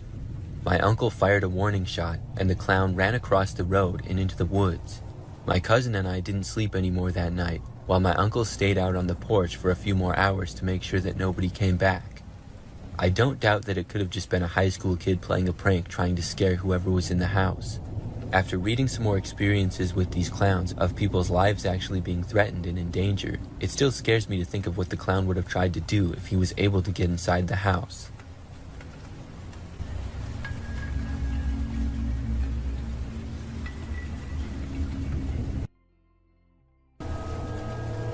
About 5 years ago, I worked in an office building in the city. I lived in an apartment building pretty close by, and so I would walk to and from work every day. This was good for me because the walk would be easier in my opinion than driving. Parking in the city can be difficult, and my office did have a garage, but you had to pay for the spot, which was stupid. Also, I hated driving in the city, and the walk was only like 20 minutes and the exercise was nice. So I would have the routine of making the walk every day. The city was usually pretty busy, with lots of people on the sidewalks and cars on the street. It was also common for me to stop along the trip to get coffee or sometimes some food on the way back.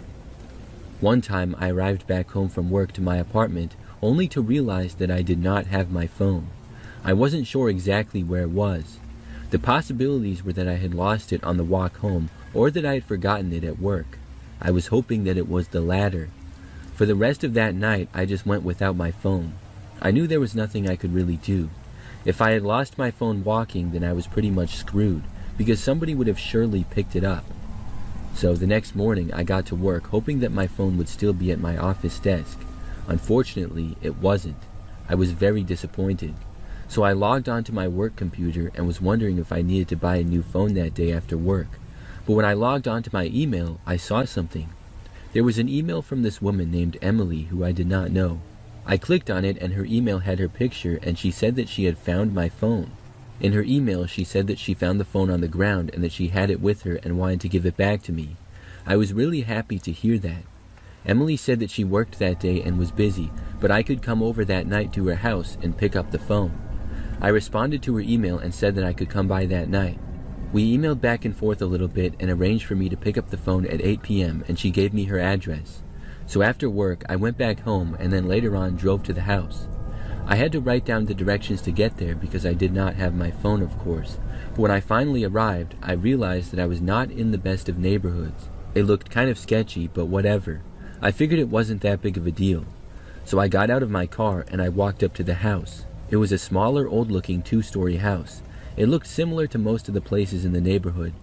After I walked up to the door, I knocked on it. I was right on time as to when I was supposed to arrive. I looked around though, and none of the lights appeared to be on inside the house. This confused me a little, but overall, I didn't give it that much thought. After about a minute, I finally heard somebody approaching the door from inside. When it opened, I expected to see the woman who had emailed me, but I did not. I saw a man there who was a bigger-looking guy with a neck beard and was balding. He invited me to come inside the house. I said that maybe I had the wrong address and I was there to pick up my cell phone. I added that a woman named Emily had emailed me. The guy said that Emily was his wife, and she was inside and I could come in. Feeling better, I entered the house and went inside. It seemed like most of the lights inside were off for some reason. There were just a few dimly lit lamps around here and there. Overall, the house was not very nice. It was messy and cluttered inside. The man led me into the kitchen where all the lights were off. He told me to have a seat and I sat down at the table. Then he said he would get his wife and let her know that I was there. I said okay and he walked off. I sat there and was confused as to what was going on. For the next couple of minutes, I became more and more uncomfortable. I just wanted to run out of there. I had a bad feeling. And if Emily knew that I was coming over to get my phone at the agreed time, why would she not be there? What was she doing? I would have hoped that I didn't even have to come in the house and she could just hand me the phone and I could be on my way. After sitting in the decrepit kitchen for like 5 minutes with no signs of Emily, I thought about getting up to investigate. But that's when I heard footsteps coming back towards me. The man with the neck beard was back. He told me that Emily was actually in the basement and I would have to go down there to get my phone. Then the man simply just walked away out of the room. I wasn't able to ask him why because he walked off so fast, but this was seeming way too sketchy. I got up and instead of looking around for the basement, I just left. I mean, why would I be forced to go down into the basement of this sketchy old house? Was Emily so important that she couldn't simply just give me the phone? Or the more important question, did Emily even exist? I walked to the front door and left. Then I ran from my car and drove back home. The next day at work, I emailed Emily again. I told her what had happened and said that it seemed really sketchy. I told her that I really needed my phone though and asked if she could please meet me at a public location. I even offered to pay. I said, if this is an inconvenience to you, I will pay you. She never responded. I ended up going to the Verizon store after work and got a new cell phone. I'm glad I didn't go down into the basement of that house. I think that the guy with the neck beard is the one who found my phone.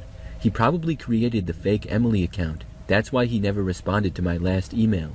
What I am curious about is how he got my email. If he was somehow able to get into my phone, it all makes sense. But I had it locked and my password was pretty secure. Either way, I'm glad that I did not stay in that creepy house any longer.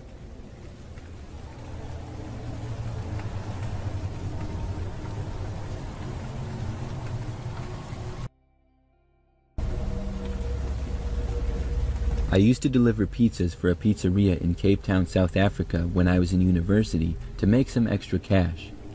I used to deliver to the same house quite often. Incidentally, this place was quite close to where I lived at the time. There was nothing overtly strange about this place, except that whoever would receive the pizza would normally take quite long to come to the door. They would always ask me to pass them the pizza through the security gate instead of unlocking it and making it easier for everyone involved. One quiet night, a call came through for this house, and I collected the pizzas and got to the house reasonably quickly. This time, a lady who I had never seen at this house before opened the door and let me in. It was not entirely uncommon to be led into a customer's house, so I didn't think anything of it. She pointed me towards the kitchen, which was quite a ways down a long corridor, and asked me to drop the pizzas there. She followed me all the way, still nothing weird. The passage opened to an open-plan dining room and lounge area. Through this area was the kitchen through a door on the left. As I was passing through the dining room or lounge area, I saw something that sticks with me to this day. An old-looking dentist chair with a person lying on it. Whether this guy was alive or not, I still don't know. He had a sheet covering his whole body except for the very top of his head and his feet, which were duct taped together. I couldn't tell if he was breathing or not. The lady that opened the door was still right behind me, and she said absolutely nothing. We went into the kitchen and she paid me for the pizzas. At this point, I was either expecting to be attacked by this lady or someone else hiding somewhere, or to be scared by the guy under the sheet doing some sort of a sick joke. Not wanting to give anything away, I didn't say anything and prepared myself to either defend myself or to not be frightened should it be a joke. I walked towards the door, double-checking to see if what I saw was correct and not just my imagination. The lady, still behind me all the way, closed the door behind me as I left and said nothing. To this day, I still have no idea what was happening in that house. It could have been some joke, but I really don't think it was. The presence of a dentist chair still makes no sense, and I didn't see anything else that would suggest the residents of the house collected weird paraphernalia. I drive past that house quite often and still wonder if I was in any danger. Looking back, I wish I would have called the police. It was dumb that I didn't. I guess I was just scared or played it off as I was misinterpreting it.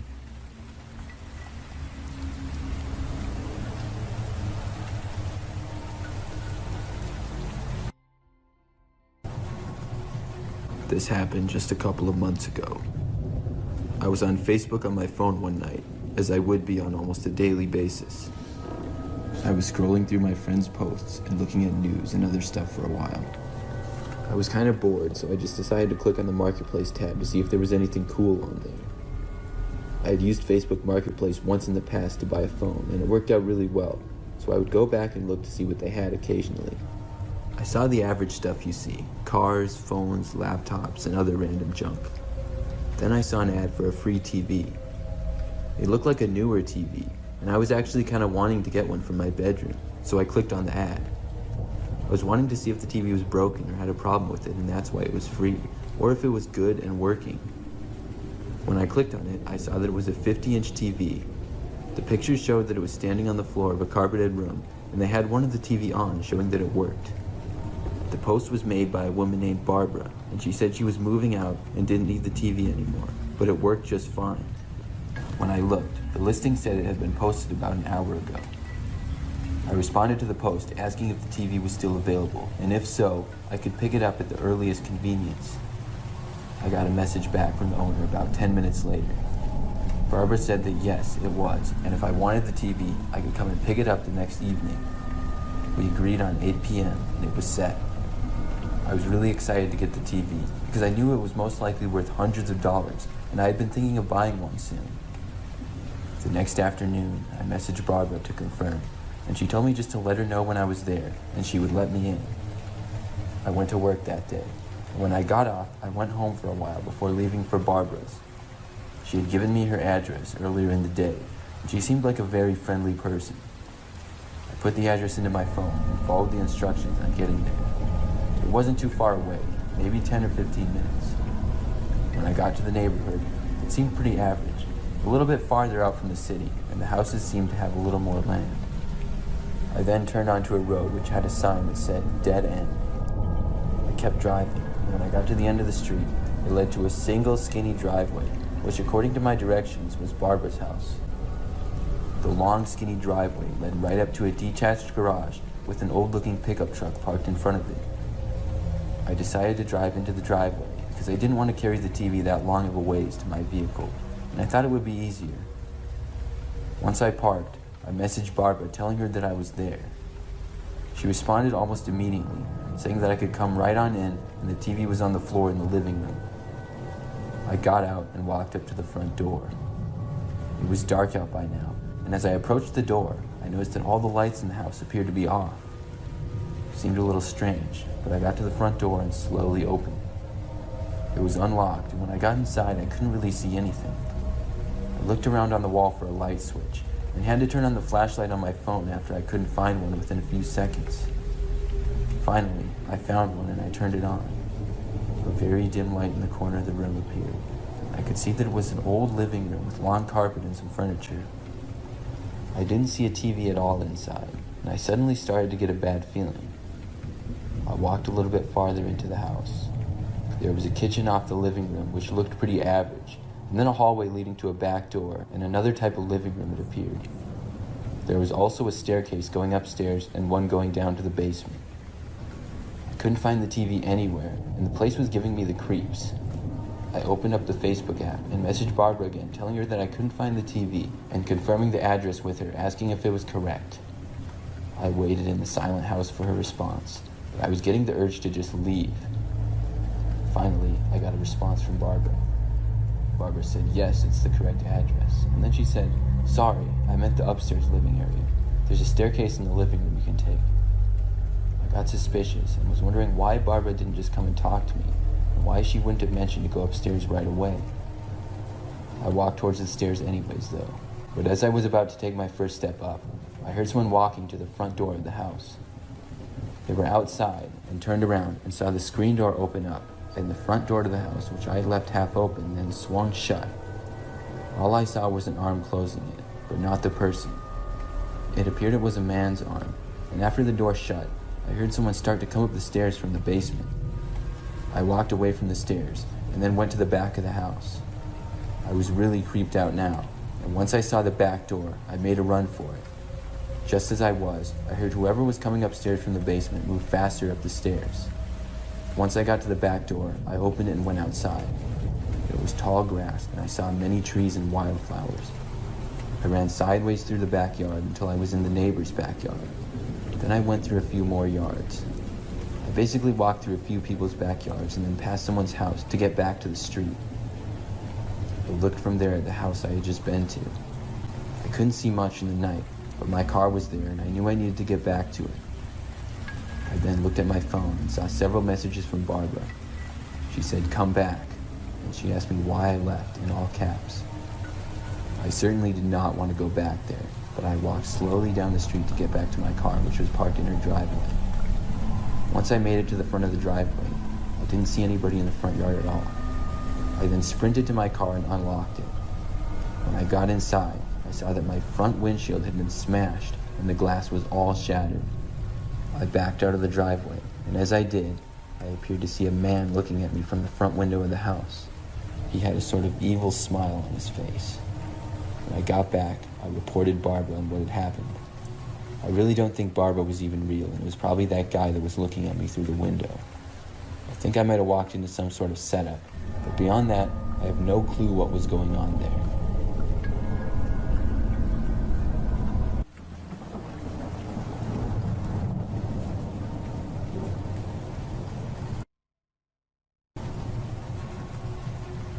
Two years ago, I had a problem with the tires of my car.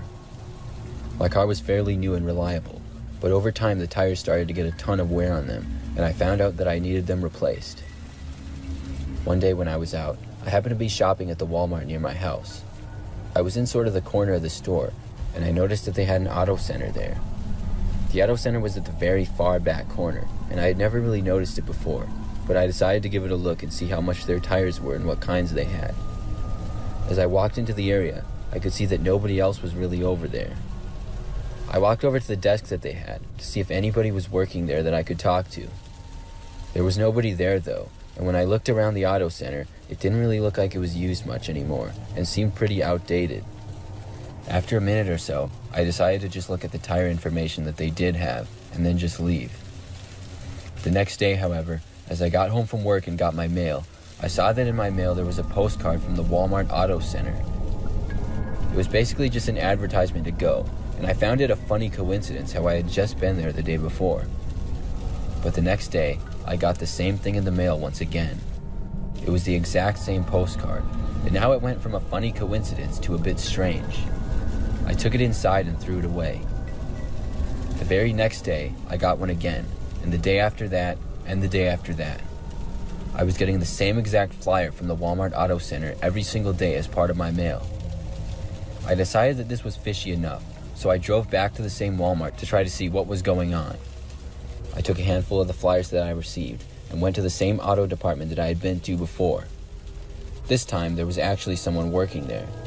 A man was behind the counter, and I showed him the flyers and told him my situation. He looked at them and said that he didn't know why I kept getting them, and basically didn't have an explanation for me. However, he pointed out to me that none of the postcards had actually been addressed to me and showed me a large stack of them that they had near the counter. When I saw this, it made me realize that whoever was giving me these postcards was not actually sending them to me, but physically putting them in my mailbox every day. I went back home after that and decided I would try to keep a lookout of my mailbox to see who was doing this. The first 2 days, I once again got more flyers, but failed to see who did it. But the next morning, I was up early at about 6 a.m. It was before the sun had risen, and I just happened to be looking out of my window. When I did, I saw a man slowly walking down the side of the street. My eyes locked onto him when I noticed him walking closer to my mailbox. Then, I saw him reach into the pocket of his jacket and place something in my mailbox. I had finally seen who did it, but right after he did, I noticed him look to my window and then look directly at me. I didn't know what to do when I saw this, but before I could think of anything, the man started sprinting up my yard and towards my house. He ran all the way to the front door and tried to open it. Luckily, it was locked, and I watched him run away. I thought he was leaving, but a couple of moments later, I heard the sound of the back door to my house trying to be opened. That's when I decided to call the police.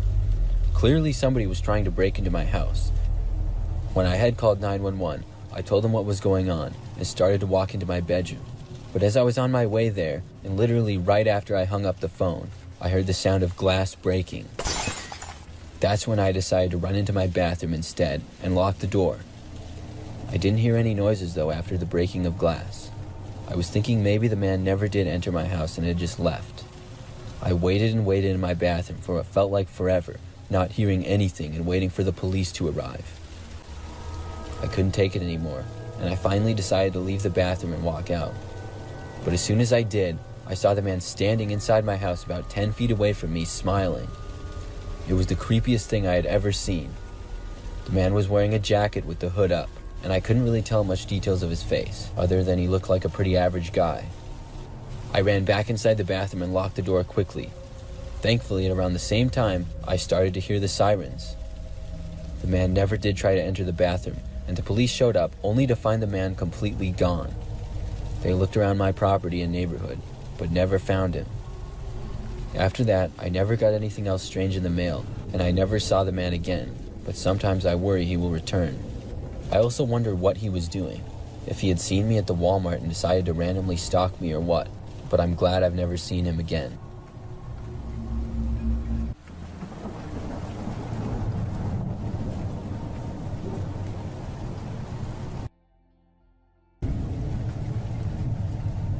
This happened to me in the fall of 2020 during the COVID pandemic.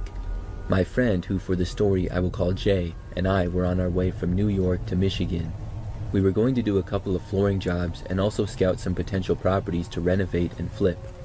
We were using his work truck for the trip, which was a Ford F-150. We decided to leave in the evening and make the drive all night to get to our destination. Some of our trip was on a 2-lane highway that passes through the mountains of Pennsylvania. The highway is far from safe, with elevated mountain terrain with constant turns, and it snakes around a lot. Anyways, I was driving while Jay tried to get some sleep in the passenger seat. I stopped at a gas station to refuel and ran into the store really quick to get some drinks and snacks for the road. It was a little past midnight, and I noticed one other car refueling a few pumps away from us. It was a red or burgundy SUV, but I paid it no attention as I ran back to the truck. Fast forward 30 minutes later, and I was cruising in the left lane going 90 miles per hour. I noticed headlights behind us, and it was the same red SUV from the gas station. I first didn't think much of anything about it, but it dawned on me that this guy had been following me since the gas station. I decided to do a quick test to see if I was being tailed or not. Since I was going 90 miles per hour consistently, I slowed down to 70 and waited to see if the red SUV would pass me. The guy in the car also slowed down with me now, and I was on alert of being followed. I woke up Jay and told him of the situation. Jay is an ex-Army Ranger who is a lot more vigilant than me, and also crazier. Immediately he said, "That's the car from the gas station. I noticed the guy was looking at you extra hard when you passed by him." Jay, being who he was, wanted me to do more tests to figure out what was going on. He told me to switch lanes, so I did, and immediately the red SUV did so as well. Jay advised me to pull over to the shoulder of the highway and come to a complete stop, which I did. And once again, this psycho who was following me slowed down and parked behind us. Jay was fairly confident that this man had a firearm on him, because of the fact that he was confident enough to pull up behind us on the side of the highway. I quickly took stock with what we had in the truck that we could use as weapons. We had a hatchet and a machete, and each of us had a folding knife with us, but no firearms. Jay instructed me next to pull out quickly and gas the car back up to 90 miles per hour. I pulled off the shoulder and stayed in the right lane as I pressed down hard on the gas, but the SUV stayed right behind us now. Jay wanted me to brake check the guy so that he would crash into the back of us. then charge the SUV with a machete and a hatchet and hope for the best. That was very hardcore for me, and I told Jay we weren't going to do that. At this point, the man behind us wasn't an active threat yet, but if he tried to ram our truck or shoot us, then it would be a different story. I asked Jay if he could think of any other way that we could get this guy away from us. Jay looked around inside the truck and grabbed a high-powered handheld spotlight. He opened the back window of the truck and tried to get a good look at the guy. He turned on the spotlight, and I guess it shouldn't have been too surprising, but the guy's front windows were heavily tinted, so we couldn't get a look of his face. I had an idea, and I quickly swerved over to the left lane. As I did that, Jay turned on the spotlight again, hoping to see the man through his side windows. I briefly turned my head at the same time that Jay shined the light at the side of the SUV. For like 3 seconds we had him illuminated, and I will never forget the look of this guy. He was tall, at least 6.5 feet, because he was hunched over the steering wheel. If I had to describe what a crazy serial killer would look like, it was this guy. Just crazy hair, crazy eyes, and the most disheveled face I've ever seen. The light and darkness could have made it look worse than it was, but this guy looked very dangerous. Once the man saw that I wasn't alone and he knew what we looked like, he exited off the highway at a truck stop rest area. To this day, me and Jay get into a debate about whether I should have brake-checked the guy or not. He's under the impression that the guy was a serial killer and that he would just end up finding another victim. I still stand on the side where purposely getting into an accident with a guy like that could go wrong in so many ways and that it wasn't worth it. However, I agree with Jay that this guy's intentions were evil. Probably robbery at the minimum, kidnapping and murder at the worst. I'm just glad that we never had to find out, and I hope that nobody else has to deal with him alone.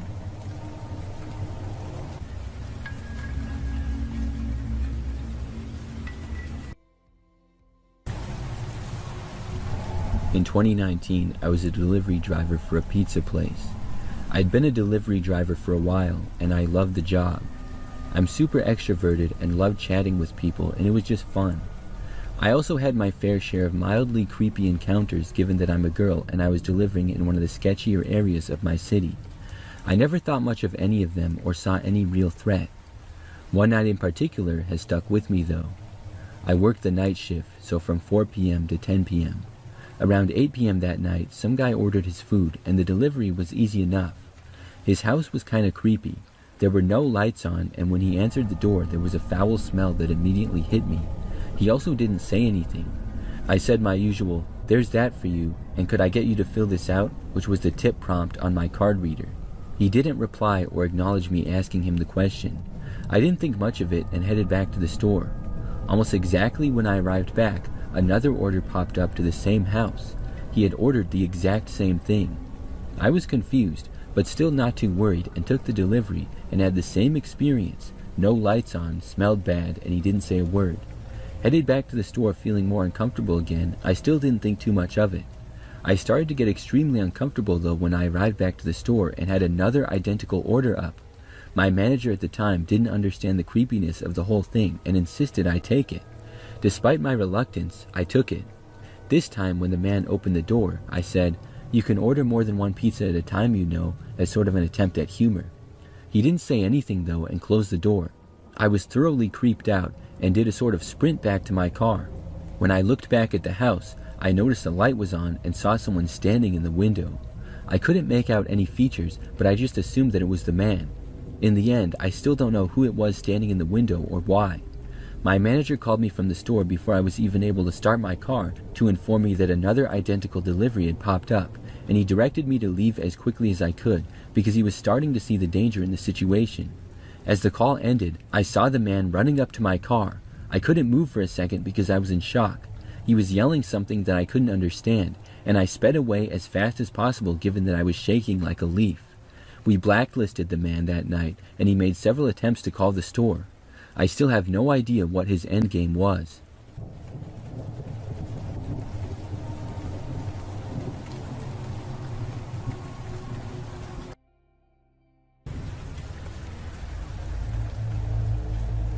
This happened when I was a freshman in high school on Halloween night. My friends and I weren't quite at the point in high school where we could have any sort of Halloween party to go to, and we were too cool to go trick-or-treating, of course. We were a tight-knit group of 5 girls. We had grown up together since we were babies, and we lived in a rural town outside of city limits. To set the scene, this was a very remote, woodsy area. In our small town, one of the more thrill-seeking activities to do was what we called rolling yards. This was basically throwing rolls of toilet paper up into trees so that streams of toilet paper hang down. It's hard to explain the kind of adrenaline that you get sneaking down a rural road in the pitch black, turning down a long gravel driveway, threatening the group's lives if they make a sound. If you get caught, your parents find out, and maybe worse, you're stuck cleaning up the mess the next day. So my friends and I had decided the 2 weeks prior to this night that we were going to go on a Halloween rampage, and specifically we were going to roll the creepy house right down the rural road my friend lived on. This house had a big scare story between my friends and I for years. We would go on afternoon walks after school and pass by it often. Nobody ever came in or out of the house, but our friend's parents told us that a man lived there and he was a bit of a creep. She gave us a strict warning to stay away from the area. Looking back, the mom worked in law enforcement, and she probably had much more sinister reasons for us to stay away than she told us at the time, of course. The night went like this. Our friend's older sister drove us to the local Walmart after our parents went to bed. All 5 of us loaded up in the back seat of the car, piling onto each other's laps. We parked in the near-empty parking lot of the store at around 11:30 p.m. Then we made our way towards the toilet paper aisle, hyped up on pure adrenaline. We filled the 2 shopping carts completely full of the 99-cent rolls of toilet paper, snickering to ourselves as the clerk eyed us suspiciously while we were checking out. We threw all the rolls of toilet paper into the trunk. On the way back out of city limits, we turned down the music to discuss the play-by-play for the attack. Our getaway driver would park down the dirt road that led to some cow pastures about a mile from the man's driveway to wait on us. The 5 of us would split up into teams, walking along the edge of the woods by the road quietly. If a car would pass, we would drop to the ground and hide. We filled our arms full of rolls of toilet paper and headed towards the long gravel driveway of the targeted house. We each grabbed our rolls of toilet paper and went into the woods alongside of the gravel driveway to creep towards the house. We finally saw the faint light coming from the side of the house by the garage. It was the most terrified I had ever been. Not only was the house creepier in the moment than when we walked past it during the day, but the thought of getting caught by the man that we were specifically told to stay away from was terrifying. But regardless, we ripped open a pack of toilet paper and hurled it up towards the sky. They went towards the highest branch of the big oak tree directly in front of the house. Soon, streams of white were falling out of every tree surrounding the house, and we were getting very cocky and even more fearless the longer we attacked. Suddenly, my friend stopped dead in her tracks and made a loud hush noise. I stopped and hid behind a tree, my heart literally in my throat, as now I saw what looked like lights turning on from inside the house out of the corner of my eye. We dropped our remaining rolls of toilet paper and began running in the pitch-black dark to the woods. Another girl in the group tripped and fell on a branch behind me, and I turned to help her when I heard it. Several gunshots rang out loudly from the house, and the man was yelling maniacally into the woods. We all kept running, all crying and wheezing from the adrenaline, and we headed towards the entrance of the driveway. When we were about to reach the entrance, we heard something even worse than gunshots, the sound of a diesel truck engine coming up the gravel driveway slowly. We quickly went as deep into the woods as we could without notifying him that we were hiding, and we stood silently with our hands over our mouths to not make a noise. The man stopped his truck about 30 yards away and turned off his engine. It was totally silent. I could see him from where I stood, and he had a shotgun over his shoulder as he walked towards the opposing side of the driveway, clearly looking and listening intently. In that moment, I truly thought we were going to be found and killed. No one except for our getaway driver knew where we were. Our parents were all asleep. Our ride was a mile down the road, oblivious in her car. I was trying desperately not to cry and sniffle in the silence when I saw the man's shadow raise his shotgun in the air and fire around. I began to feel faint, truly thinking that I was about to pass out from fear when I saw car lights just up the road from the driveway. Panicking, I wondered if the lights would illuminate us in the woods and give us away. But the car seemed to slow down, and I realized that it was our friend's older sister, our getaway driver. She rolled down her window and was talking loudly from opening her car window, giving what I assumed were the police the address of the house that we were at. This made the man angry, and he yelled and ran towards her car for a moment, then backed away, cursing loudly and waving his gun into the air. As soon as he began driving his truck back around the driveway towards his house, we sprinted full speed towards the car and got in. We were crying hysterically, unable to speak, and sweat pouring down us. No one said a word. We cried all the way back to the house. We showered, and I could hear sniffles and crying all throughout the night into the morning. No one said a word about it to any of our parents. We never went rolling again, to say the least. What had begun as a childish prank turned out to be one of the most horrifying experiences of my teenage years, because we lived in the middle of nowhere and we had technically been vandalizing someone's yard.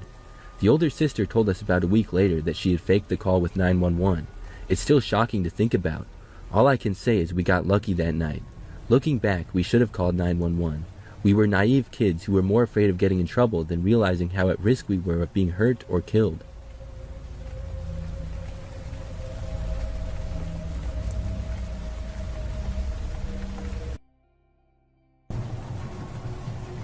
Last summer, my girlfriend and I went camping for a weekend.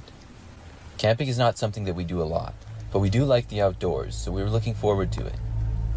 We went to a little spot near the woods and seemed to be the only ones camping in that area. When we got there, we had a tent to set up, which took a lot longer than I thought it would take. But once it was up, it made for a nice shelter, and it was a good thing we had it too, because on the first night, shortly after the sun set, it started to rain outside. We hurried to get inside the tent, and decided to just go to bed early, seeing as we wouldn't be able to make a campfire or anything like that with it raining. It wasn't like a pouring rain, but it was steady, and there would occasionally be a little crack of thunder off in the distance. The sound of the rain hitting the tent was a nice relaxing sound. My girlfriend fell asleep not too long after, but it was only like 9 p.m., and I wasn't used to going to bed quite that early. I just wasn't tired yet, and I couldn't sleep. I stayed up and watched YouTube videos on my phone for a while. I did, surprisingly, have pretty good service out there, which was nice. I had my headphones in, not to wake my girlfriend, and as I was watching a video, I noticed at the top of my vision past our tent, there was a shadow of someone walking by. I put down my phone and looked up to see the clear shadow of a man on the side of our tent. This was strange. We hadn't seen anyone else near us, and this guy seemed to be within a couple feet of our tent, facing us. Plus, it was raining a lot outside, and I didn't know why somebody would be out walking. I watched the man slowly walk around to our tent to the other side of it. I removed one of my earbuds and felt my heart start to pound harder and harder. The man walked around to the side of the tent that was near the woods. He then went right by where I was, and I heard a small scraping as if he was running his hand along the side of the tent. I moved back suddenly when I heard this. The man seemed to notice me, but then walked off into the woods. I heard the leaves and trees rustling, going deeper and deeper away. I was glad the man was now gone, but I was concerned as to who he was and what exactly he was doing. I thought about waking up my girlfriend, but ultimately decided not to. I thought I should try to just lay down and go to sleep, because I thought if I stayed up, I might just get paranoid. But as I was laying there, all of a sudden, I heard more scraping against the tent. This time, it was at the side of the tent where our heads were. I looked up and saw the guy was standing right there. I couldn't see any details because I was just seeing his silhouette on the other side of the tent. I lay there not knowing what to do. If this guy did happen to be dangerous or something, I really didn't have anything to defend myself with. I then thought I could barely hear a man's voice mumble something outside of the tent. I couldn't make out anything he said though. Eventually, I saw the shadow back away and out of sight. I didn't hear the man go off into the woods again or anything like that, but I no longer saw his shadow or heard anything other than the rain which was still falling. I laid there looking around for probably an hour and didn't hear or see anything else. Eventually, I was able to fall asleep. The next morning I woke up early at about 7 a.m. It was light out now, and I looked around. The door to our tent had been unzipped and was partially open. I tapped my girlfriend on the shoulder until she woke up. I asked her if she had left the tent at all during the night, and she told me no. I got really creeped out after that, and left the tent and looked all around. There was nobody in sight though, and after telling my girlfriend about what had happened the previous night, we decided to cut our camping trip short and just go home that day.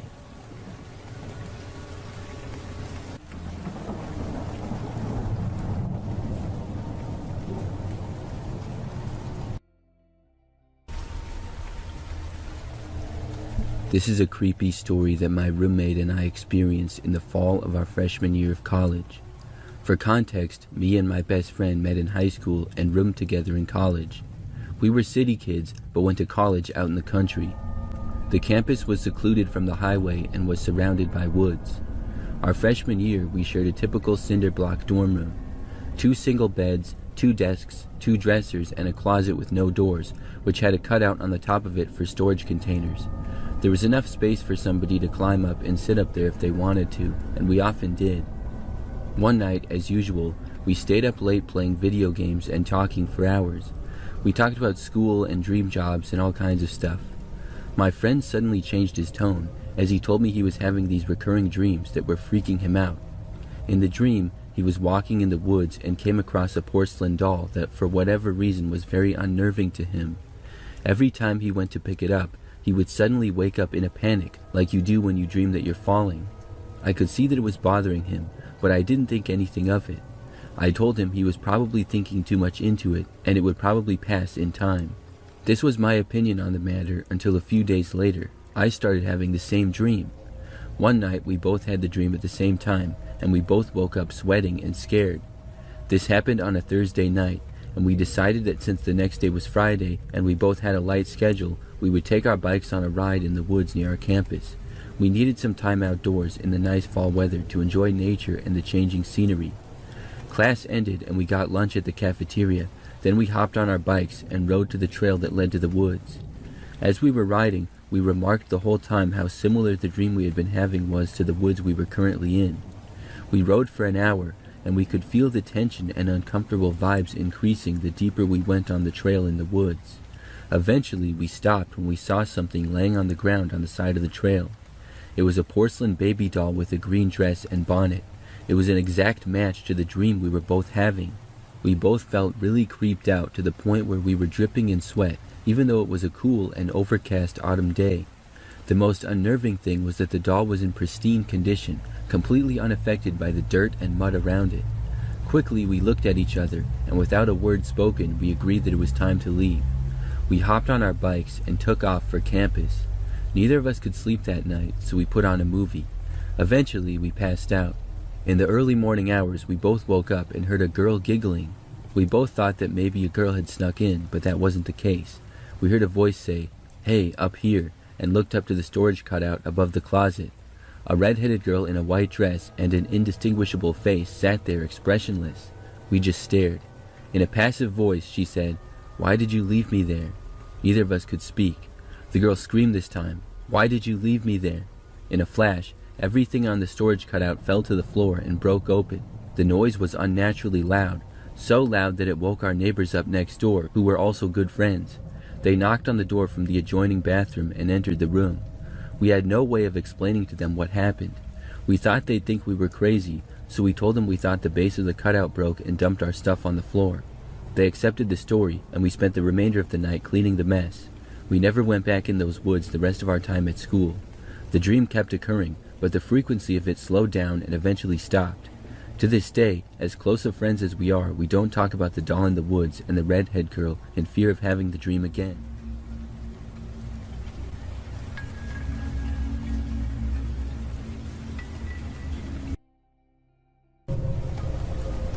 Not too long ago, I got home from work one night and went inside. I live in an apartment complex. There are a few buildings in the complex and it's fairly new. The place has parking garages, but I don't pay extra for a space. Instead, I just park in the outside parking lot that the complex has. There's a lot of spaces, but it still ends up filling up a lot. So I typically park kind of far away, but near the side door from my building. So I just get out of my car, walk along the sidewalk for a short ways, and then enter the side door and go upstairs. The sidewalk goes around the whole complex, and many people walk their dogs on it. So on this night in particular, I had stayed kind of late at work. I got back to the apartment at a little after 11 p.m. By now, it was very quiet and nobody else was outside.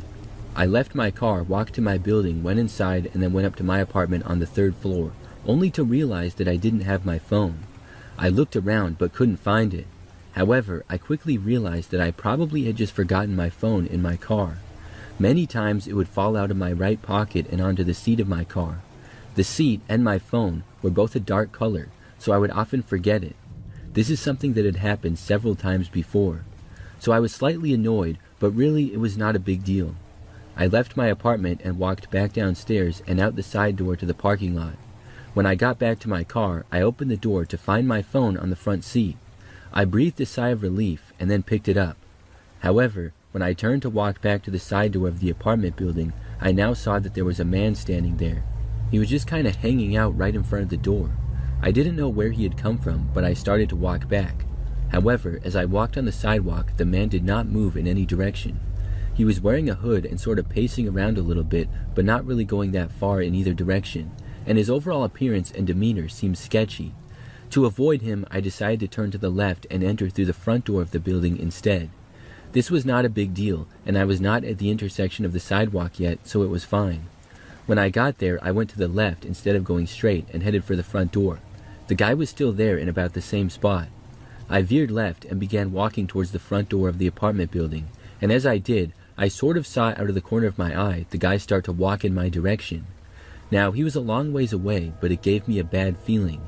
So I kept walking, and when I got closer to the front door, I could hear the man walking on the sidewalk behind me.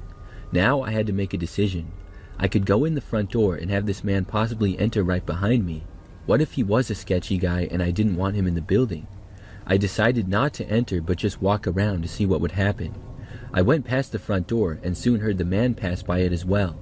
Then I walked along the front of my building. This would connect with another sidewalk going around the whole complex. As I walked down that, the man trailed me at probably 40 feet behind. At one point, I went down this sidewalk that just kind of looped back to the original one. It was a test to see if the guy was following me or not. When I did, he did the same thing. Now I was really creeped out. I went around the building and was now behind it. There was no door to go inside there from my building because it was actually a different building between and my key wouldn't unlock it. So I kept walking, now going faster. When I made it to the corner, I rounded it quickly. Then I just went for it.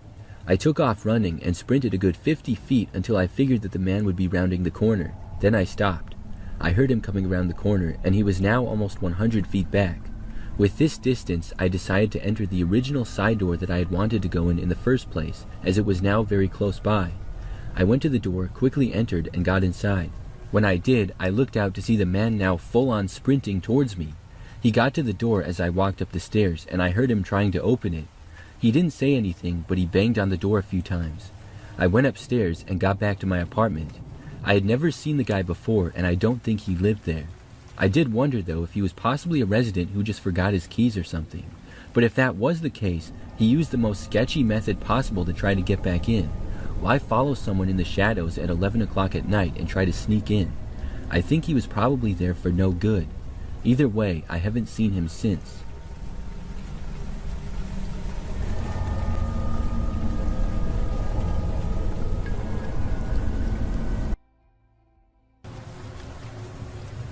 This happened almost a year ago now. It's something that's still given me PTSD, and I'm currently on anxiety medication for it. I grew up in a small town. I was determined to get out of there from a young age. At age 15, I started working at one of the 2 local pizza places. By age 16, I was able to afford a car, a beat-up one, but it allowed me to get on the road and make deliveries, which meant more money. I had previously been robbed during a pizza delivery at a Super Bowl party once. I was held at knife point and had to forfeit all my pizza as well as my cash. This, oddly enough, didn't bug me all that much. I don't know why. To this day, I barely even talk about it, but after that incident, I took to carrying a can of pepper spray. It was late at night, almost closing time one shift, which was 1 a.m. We had gotten a call to deliver 3 pizzas to the next town over, which is a place that is out of our delivery range, but sometimes there were circumstances that would allow us to.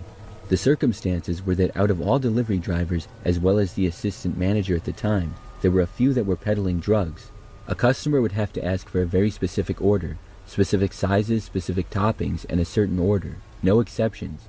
It was a service policy for one of those specific drivers to make this delivery, even if it was outside our range. I was never one of them, but on this night, I was. I knew the trick of the trade, so when I saw the garlic bread bag on top of the more specific pizza orders, I knew it was a drug order. My assistant manager at the time even specifically instructed me to get the envelope from the customer and that he was sure they would tip well. I didn't want to conduct this. My hands were sort of tied though, as the usual drug delivery drivers were already out. I just wanted to finish my shift, so I took off with haste. It took me about 30 minutes to get to the location. It was in a very sparsely populated neighborhood. I went to the door and was greeted by a girl. I went to school with her a while ago, so that put me at ease a little bit. But she had changed a lot. She was pretty at one point and super outgoing. Now she looked like she had developed a drug problem, which isn't incredibly uncommon in my town. She greeted me with a smile and accepted the pizzas.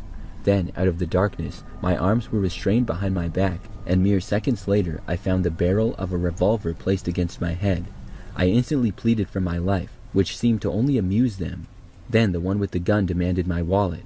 I saw no point in arguing and told him where he could find it. When I didn't have enough money in it, he demanded my work money. For a little more context, pizza places will typically tell you that their drivers don't carry more than $20 in change. This is a lie. This is mostly said so it doesn't seem like we're carrying more money in case of a robbery situation, but my robbers seem to know this. The guy with the gun hit me in the face when I didn't produce the rest of the money. I usually left this in my car, and he didn't accept my explanation. At that point, I was forced into the house. I screamed for help, but it was accomplishing absolutely nothing. The guy that was holding me threw me on the couch, and the girl had closed the door. I explained to them that I wasn't aware of any policy, and if they had an issue to please take it up with my assistant manager. The guy with the gun, who was clearly under the influence, asked for one driver specifically. He asked why he didn't show up. I told him he was making other deliveries. It took everything in me not to cry at this time. After asking me some other questions that I couldn't answer, he put the gun to my head and pulled the hammer back. He then instructed me to call the other driver and have him present himself. I slowly complied, but instead of grabbing my phone, I grabbed my pepper spray. It felt stupid, but I saw a brief opportunity to get out of there. I elbowed the pistol out of my face and then sprayed the canister onto his. I didn't take any chances. I sprayed him in the eyes, nose, and inside of his mouth. The smell of that stuff still irritates my sinuses when I think about it. Now, I've been in exactly 3 fights in my life before this, and I lost all 3 times. But after spraying him, I hit him in the crotch and then slammed my fist down on his face. We wrestled for the pistol for a few seconds. I managed to get it on the floor and grabbed it away. The other guy took a few steps towards me, but then backed up once he saw I had the gun. Once he saw that I had the gun in my hand, he backed off and asked me to leave. I'm not a violent person in the slightest, but I'll admit I still get joy out of the look on his face when he saw me holding the gun. I was on cloud 9 for a few minutes as I drove away, but once I got a healthy distance from the house, I pulled my car over and had to take a moment to compose myself. I then realized I was still holding the pistol. Upon further observation, I noticed that it only had 1 bullet in it, and it wasn't the chambered one. He could have pulled the trigger about 4 times before I got killed. He probably was going to use that as a tactic to scare me if I didn't do what he wanted. When I got back to the restaurant, my manager and I got into a heated argument over what happened at the delivery. I wasn't having that after what I went through, so I just left the store early. I couldn't really call the cops at all because I had been part of the drug deal and had agreed to do it, so I didn't think that would be smart. When I got home, I told my stepdad about what happened though. He later went to go find my manager about it. I don't know what happened, but when I got to work on Monday, I clocked in with no issues. I worked there for about another month. Then I decided I'd rather work somewhere else where I wasn't treated poorly and putting my life in danger.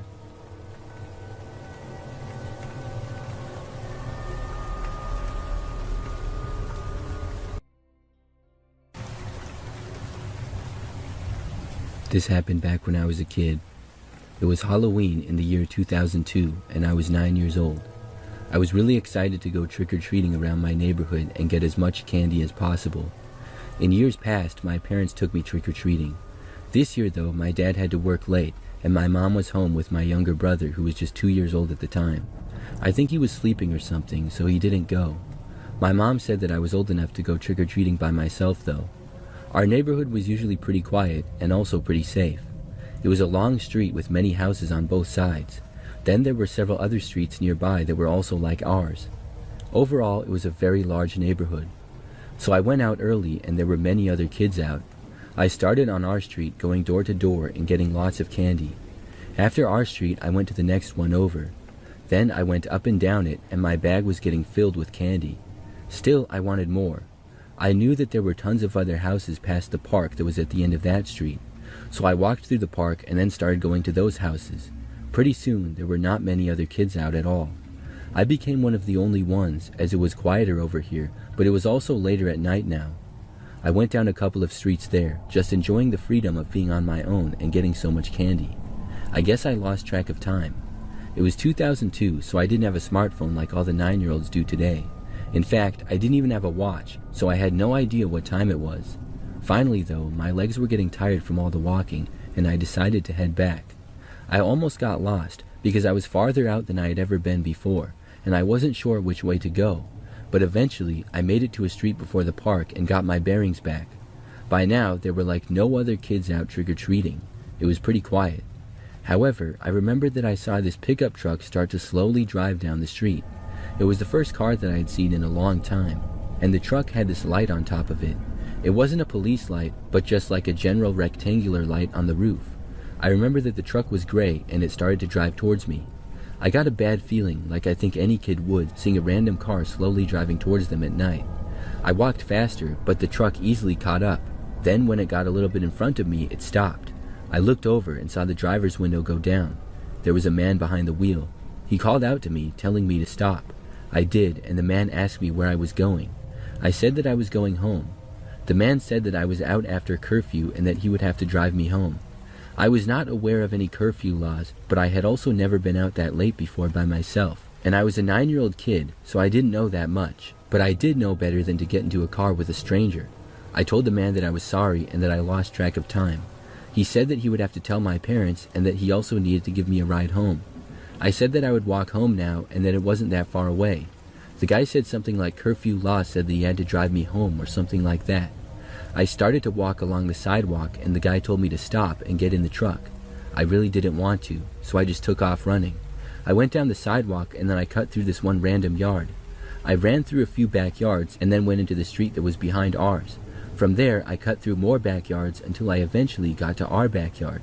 Then I ran around the house and made it back inside. When I got in, my mom told me that she was beginning to worry. I told her about the guy, and she said that there was no man in a truck who was supposed to drive kids home after curfew. She called the cops and reported him. A short time later, my dad came home, and my parents talked to the police, who then talked to me. It was crazy, but I felt better because I had a ton of Halloween candy.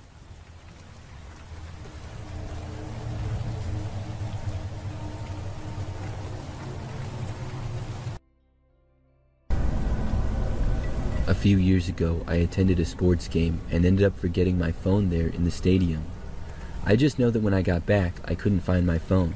I had lost it and didn't have any idea as to where it was at first.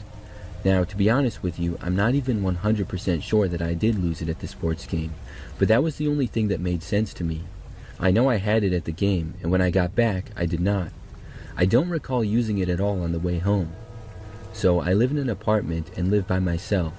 It's maybe 15 minutes from the sports stadium where the game was. After losing my phone, I was devastated. However, I figured that there was nothing that I could do. I actually called the sports stadium, and they do have a lost and found there.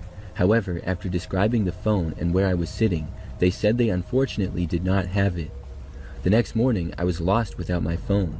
Like most people, I use it every day for almost everything. So I started looking online for a new one. I didn't want to just buy a brand new phone with how expensive it is, but I also knew that I couldn't go that long without a cell phone. Now, that night, I still hadn't bought a new one as I had been doing research into deals online. I had made up my mind that I would just cut my losses and get a new phone the next day, because I didn't really see any deals that were that great. I would go to my service provider and tell them what happened. However, at like 11 p.m. that night, there was a random knock at my front door. I went over to the door wondering who was there. At my apartment, I really never got knocks on the door, so this was already strange, but with it being so late at night, it made it even more weird. I went over to the door and looked through the peephole to see that nobody was there. So then I carefully opened my door. When I did not see anybody in the hallway, but I did see a phone on the ground at my doormat. It was my cell phone. It seemed like a miracle, and I couldn't believe it. I picked it up and took it inside. The phone was just how I left it. Somebody must have found it and brought it back to me. I didn't know who it was, but I was very grateful. That is, until the strange things started happening. I went onto my phone and saw that some things were different. Like, for example, there were some new photos and videos in my camera roll. There were a bunch of pictures of the street at night, and the videos appeared to be taken by somebody just walking along the street at night. I couldn't see anybody in the videos though, or the pictures, so I didn't know who it was who had found my phone. And then there were some either screenshots or downloaded photos from the 1990s live-action Ninja Turtles movie. It was really strange. Then there was this phone tracking app that I didn't have before. I didn't know what it was, so I deleted it. But that wasn't it. Starting that very same night, I started getting a bunch of random phone calls. At first, I did not answer because I didn't recognize the numbers, but then they called again and again. I eventually picked up, only to be hung up on. And it wasn't just one number, there were several different numbers calling me. I would answer sometimes and either be hung up on or just hear silence on the other end. Sometimes they would leave messages too, but the messages would either just be long periods of silence or be just breathing noises. It was really strange. I started to block all the numbers. There were probably 10 of them in total, and it took like a week of blocking to get them all. Eventually, it finally ended. I'm still wondering who brought my phone back. I mean, I'm grateful that they did, but also what did they do? Was it all just a prank, or was somebody trying to scare me? I think they got my address and stuff because they were probably able to get into my phone. My passcode was 1234, but I have since changed it.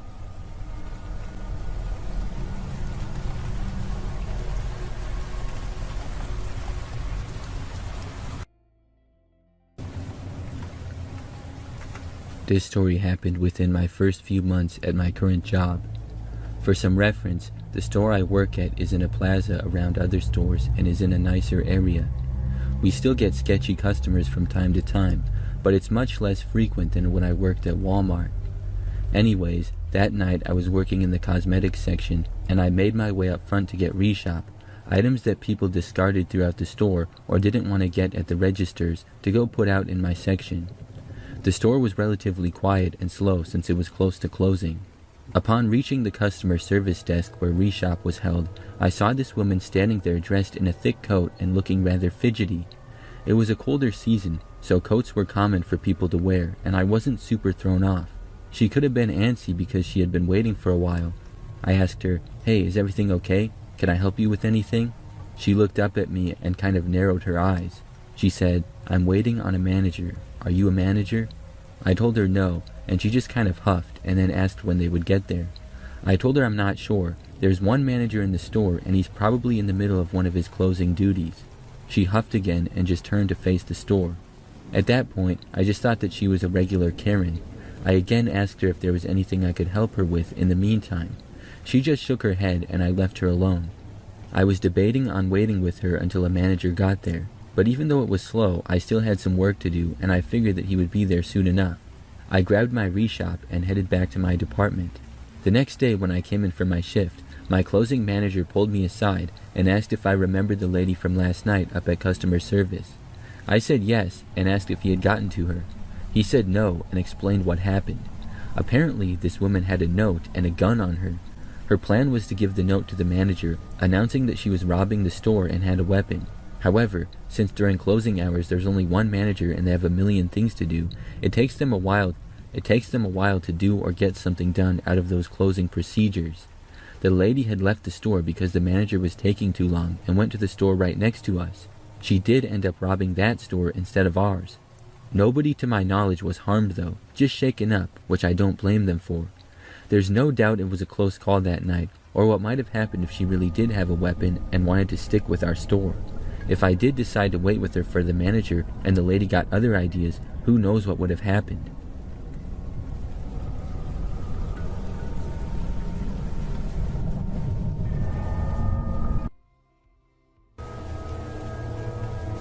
Around a year ago, this girl at my work expressed she had feelings for me. I was planning on moving away for the school term, and I said now wasn't the best time for me as I was moving soon. She understood, took it well, and honestly, things really weren't that awkward at work. Fast forward a little bit now. I started noticing that she would always be at work when I was, and later heard from 2 coworkers that she was purposely picking up shifts, coming into work early, or even coming to buy something specifically to see me.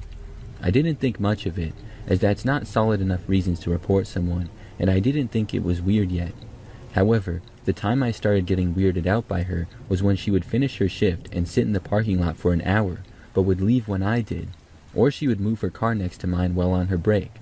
She would get an iced coffee when I was working and then would sit in the parking lot drinking it for around 30 minutes to an hour.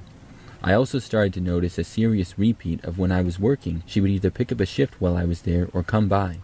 Regardless, I was starting to get the suspicion that she knew my schedule, because sometimes I'd work at a different McDonald's in town and she would coincidentally come by during my shift. When I started putting things together, I started keeping my distance from her at work, which resulted in her texting me asking if she had done something wrong. Because I didn't respond within the first 2 hours of her text, she started sending more messages saying that she was going to block me because I hadn't responded yet. I told her that I had a suspicion that all those coincidences from earlier at work were her plan to see me. She denied it, of course, but I had no reason not to believe her. I told her that as long as we were just friends, I was fine with that, but I made it clear that I didn't want anything more ever. More time had passed by, and I had now gone to school for the year, and I was back at McDonald's for the summer, but this time only on weekends and Fridays. But even on my first day back, she started doing the same stuff as before. I tried being cold to her at work, hoping that she'd lose interest, but she kept doing everything she did. All this has been going on for a year, and I never thought to report it to management because she hasn't done anything too extreme. Until recently. I had a coworker tell me that she asked a manager for my address and they gave it to her. Why that would happen, I don't know. Although the address I have on file is outdated, we only moved a bit further down the street, and she knows which car is mine, so she would be able to find it still. I didn't know how to feel about that when I heard it. While I was on a walk, I noticed her car coming off my street. Then, a week later, after I was leaving my shift, I want to say she got done a bit before me or at around the same time. As I was driving home from work, about to turn onto my street, I noticed her car was behind me. I confronted her about it one day after work, not before telling a manager about her driving to my house and everything else that happened. She denied it again and said that she was trying to find a different job because of my attitude towards her. I made 2 jokes at her expense, hoping she'd lose interest and avoid talking, but if that's what she's referring to, I think she's trying to find a way to turn this around on me.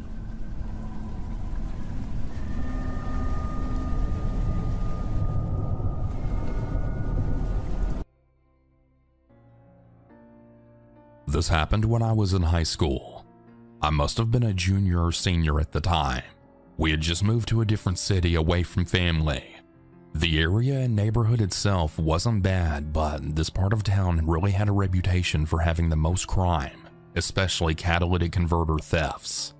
Think of a city that's divided into north and south. We lived in the south side of the city. Some background information that's important. My dad would regularly leave the country for weeks or months at a time and go stay in his country of origin to get away from the stress of the city life, so he was usually always gone, which meant that it was just my mom, my brother, and I. My brother would always go out and was really hardly ever home, so it would mostly just be me and my mom home. I should add that I'm also a female. One thing to note is that my brother has always had this habit of buying trucks, modifying them, and then eventually selling them once he got bored of them. When this story happened, he had a lifted white Chevy Silverado and another lifted truck. I should also mention that the layout of my house is important in this story. The houses in this neighborhood all have the same base layout, but in different variations. My house is basically shaped like a lowercase n, with our front door being down this semi-long hall and our rooms being at the front of the house. Next to our house is a long driveway where half is behind a gate that locks from the inside while the rest of our driveway is exposed. The part of the driveway that is behind the gate is right next to my parents' room. My parents have 2 windows in the corner of their rooms, one looking out to the street and one looking out to the driveway behind the gate. Our house had a partial chain link fence that only covered the front yard but didn't actually enclose it, which meant people could just walk right in through my driveway and across the front yard to get to our house. My dad thought it was pointless to add a proper fence all around the yard since he wanted the yard to also be used as parking, and adding a driveway gate to the front was too much work, as it would require us to get out of our cars to open and close it. Anyways, sorry for the long background information, but I thought it was important to add. Now back to the story. This happened when my dad was out of the country, so it was just me and my mom at home since my brother went out for that evening. My brother had left in his other truck, so the white Chevy was behind the driveway gate. My mom and I were on our own rooms just scrolling through our phones. I was on my phone just doom scrolling when I saw that my mom was calling me. My parents' room is right next to mine, so I thought it was odd that she was calling me instead of just coming over to my room. I answered, and my mom then told me in a quiet voice to come to her room because she had heard a guy talking outside her window and could see him outside. I got up and walked into her room, but I didn't see the guy outside her window. She told me that he had left on a bike, but that she had heard him talking to himself and peering into the driveway where my brother kept his truck. She wasn't sure if he was just some random guy that was confused and wandering into people's houses while talking to himself, or if this was someone that wanted to steal my brother's truck and was communicating with someone else that we couldn't see. I ended up going back to my room since it looked like the guy had left. Maybe about 10 minutes later, my mom lets me know that the guy is back and that he's talking to himself or someone else, but can't make out what he's saying. I go into her room, and that's when I see the silhouette of the guy she's talking about. I can't really make out what he's saying, but in the time I'm trying to process who this guy is and what he's saying, he walks off. It's at this point that my mom calls my brother and tells him what's going on. My brother then comes home, and my mom tells him the whole story of the weird dude outside in the driveway. Since my brother came home, I thought he was planning on staying home for the whole night since it's just my mom and I alone. Nope. My brother just decides to give me a quick lesson on how to use a pistol in case I need to use it, and then he leaves again. Now luckily, the guy didn't come back after that, and nothing happened for the rest of the night. We didn't call the police because even though he was technically in our driveway trespassing, we didn't hear him breaking in, and we just assumed he was just some guy on drugs that was just wandering around on his bike and talking to himself. Though I wouldn't be surprised if he was there to steal from the truck. I'm not sure if my brother coming home scared him or what, but either way, I'm really glad nothing else happened.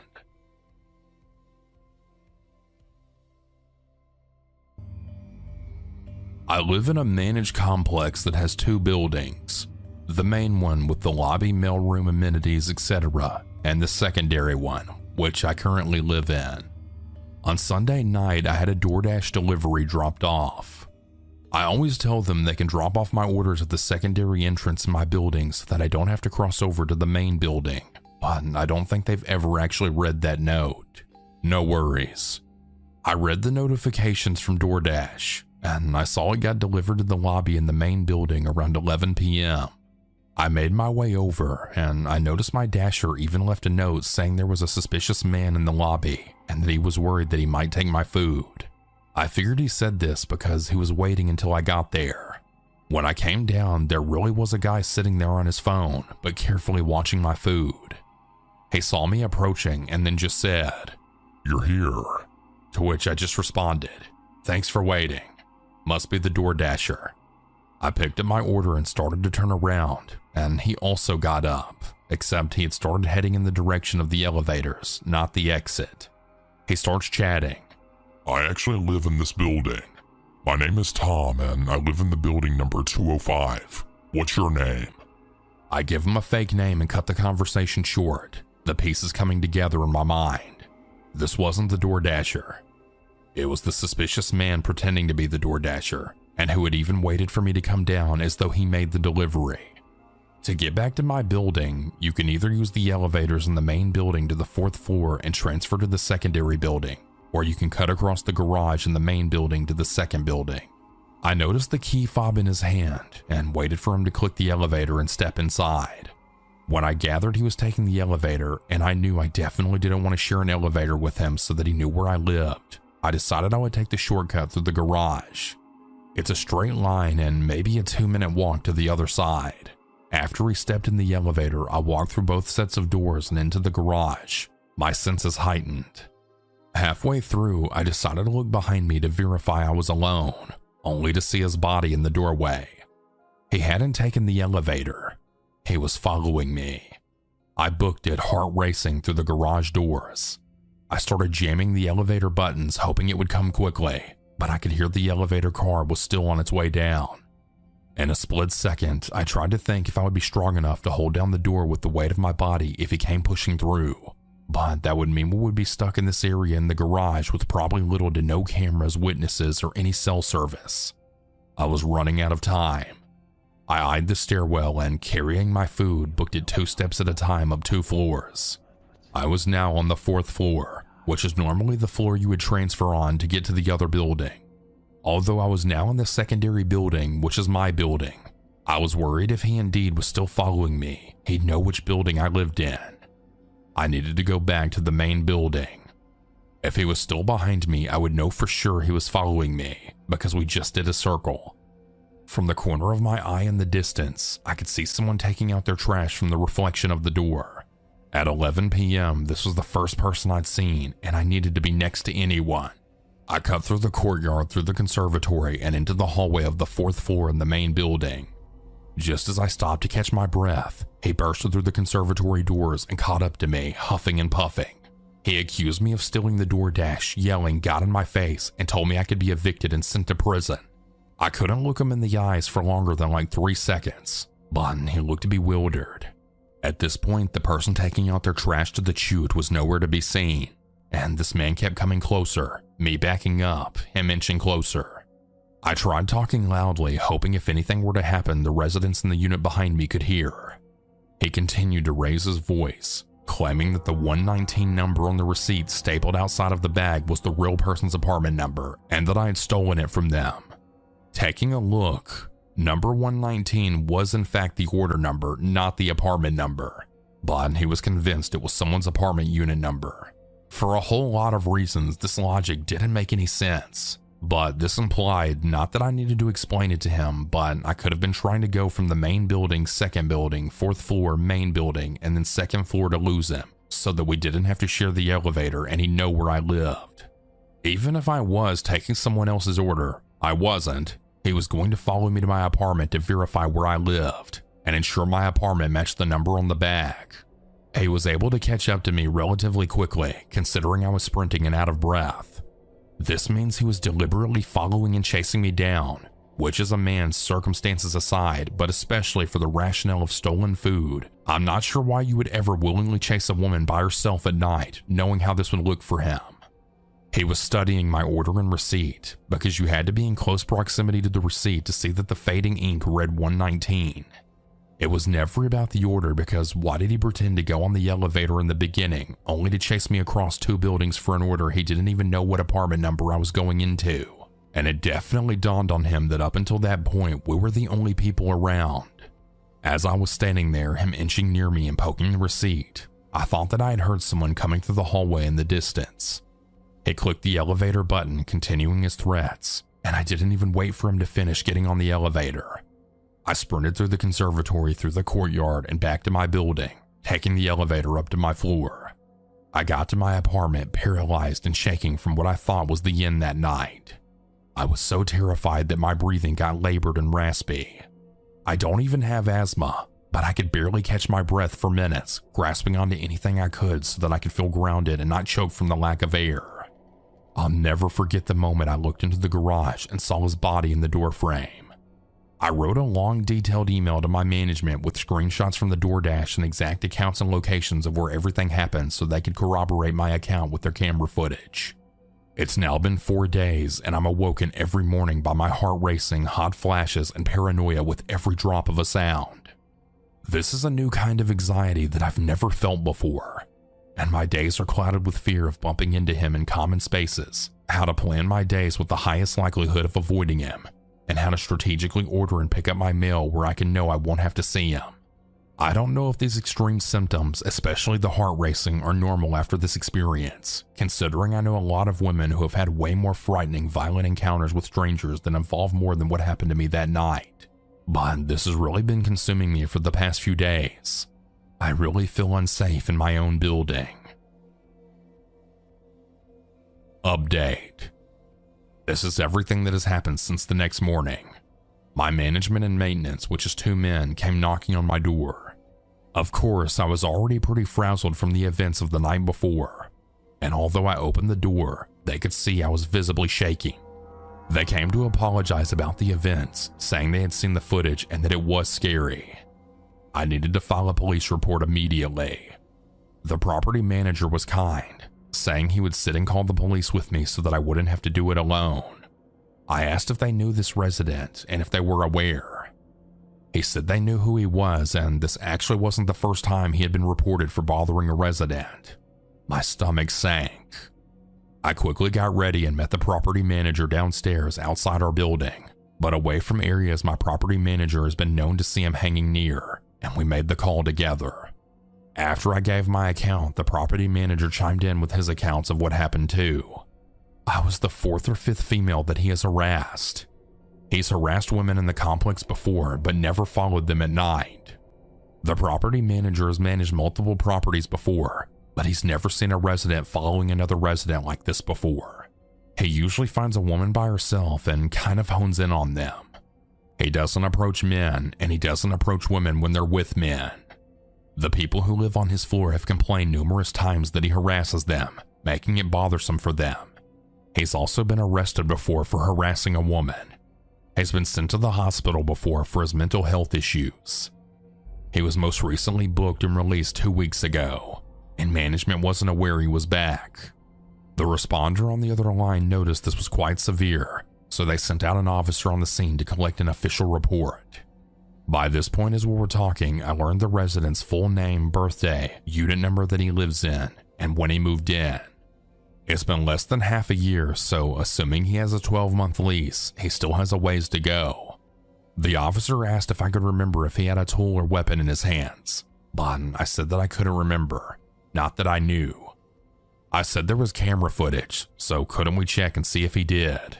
But the officer said even if I couldn't remember and it turns out the perpetrator did in fact have a weapon, I can't go back on my word and say there was a weapon or if I felt threatened. I was stunned. I told the officer, but there's evidence of him following me, a woman alone, as well as threatening me across 2 buildings, one of which he had no business being in at 11 p.m. at night. The officer literally asked me if he used the words, "I will kill you or I will shoot you." I said no, but that he was still threatening me. The officer said unfortunately that only qualifies as being a nuisance, but being a nuisance isn't against the law / grounds for arrest. My heart dropped. On top of that, my property manager said they'd been trying to evict him, but there isn't enough evidence, and eviction is a long process. There was nothing they could do. The officer gave me his card with my case number, informing me that I should call him if he ever approached me again or if I felt unsafe. I went back to my apartment, stunned and just trying to figure out the next steps. I decided not to leave my apartment again out of safety, but ordered additional self-defense items, including an apartment doorbell camera, because he had been up close to my receipt bag to know my order number. The receipt also had my name on it. I was worried he would put 2 and 2 together and type my name in the directory outside our building and figure out my unit number. I couldn't risk running into him again, so I had to stay locked up until my camera arrived. Given the information I had about him now, full name, birthday, and the fact that he has a prior record related to harassment, I decided to do my own research and find his public records. To my surprise, I learned that he actually has 6 court cases since 2018, and the most recent court record was from August 2024. His cases have been for stalking, harassment, restraining orders, multiple reissued anti-harassment protection orders, domestic violence, and attempting to get him to surrender his firearms, to which he has refused, so he still owns his guns. Different women have attempted to serve him protection orders multiple times, but failed either because he's tried to dodge it, never showed up to court, or he's been hard to get a hold of. I just couldn't believe it. This man was able to freely move about common spaces in our complex, and management has never mentioned anything to residents nor regarded our safety. Now I knew this was more than just an annoying neighbor, but rather someone who could be dangerous.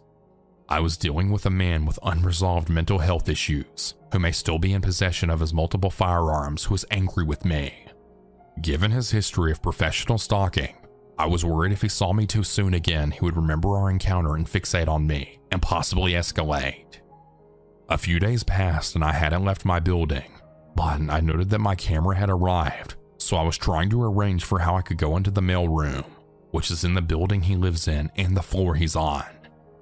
I asked management for footage of our encounter, and after 2 days of dragging on the request, it seemed like they were trying to buy time. They finally sent me clips of our encounters in different areas. In one of the videos, you could see that he followed me into the garage a bit after I'd already gone in, after he had supposedly pretended to take the elevator. And the clip that freaks me out the most, you could see me enter the garage elevator lobby, click the elevator button, frantically pace back and forth, and try leaning my body against the door before I realize I'm running out of time and run through the stairwell. A few moments later, you see him come in, look at the press elevator button, but no one took it. Then deduce I must have taken the stairwell before following suit. If anything, this showed intent. Oddly enough, the footage when he caught up to me and poked the receipt on my bag was missing, but management sent the footage after I ran back to my building. Anyway, a few days later around 6 p.m., I was trying to figure out how to pick up my mail. I have a married friend who lives in his building 3 floors above and had no idea about any of this, so I asked if she would be comfortable meeting me on the 4th floor of her building, which is where the encounter took place, but where I have to pass in order to go to the mailroom in the main lobby. Deep breaths. I got to the end of the hallway, my friend on the phone the whole time, and opened the door to the courtyard. Hypervigilantly, I looked across the conservatory and saw a man there. I squinted. It couldn't be. It was indeed him standing in the conservatory. He locked eyes with me, started mouthing things, smiling, and then yelling. I began shaking, uncontrollably crying, and then quickly ran back into my building. Now he knew for sure I lived in the second building. My friend was in the hallway behind him, so she witnessed everything as he was yelling and directed at me. She wasn't with her husband either, but he had locked eyes with me and was angry now. There were some people in the hallway frantically asking if I was okay, but I couldn't speak. My friend still on the line told me to go back into my apartment and that she would meet me there with her husband. My friend and her husband came up a few moments later, staying with me as I frantically packed a go bag. We decided it wasn't safe for me to be alone in my apartment, so I reached out to another friend who lives elsewhere in the city and said I could crash at her place. My friend and her husband escorted me through the hallway, me physically breaking down as we neared the elevators, but eventually leading me to my other friend's car.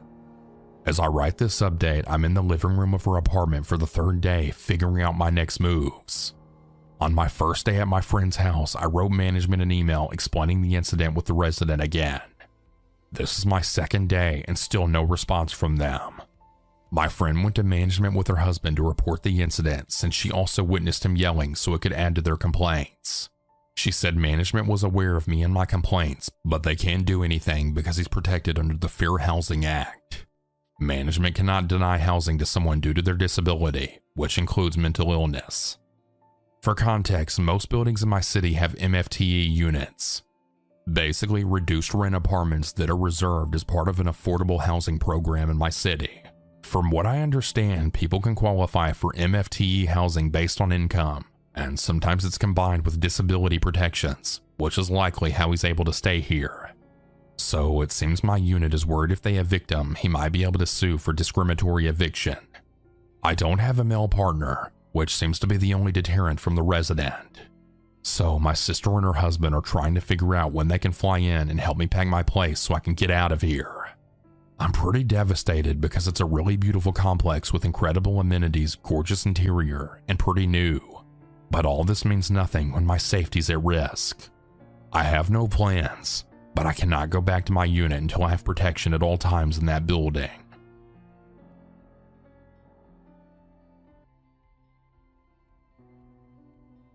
Every cop sees something that they'll never forget, something that will stick with them for the rest of their life. What I'm about to describe to you is that story for me. This is the most disturbing thing I've ever witnessed. When I turned 21, I joined the police force in a remote town that I won't name. The department needed new officers, and I was a young father who needed the money, so the timing was perfect. Because I was a rookie, they assigned me to the night shift. It ran from 6 at night to 6 in the morning.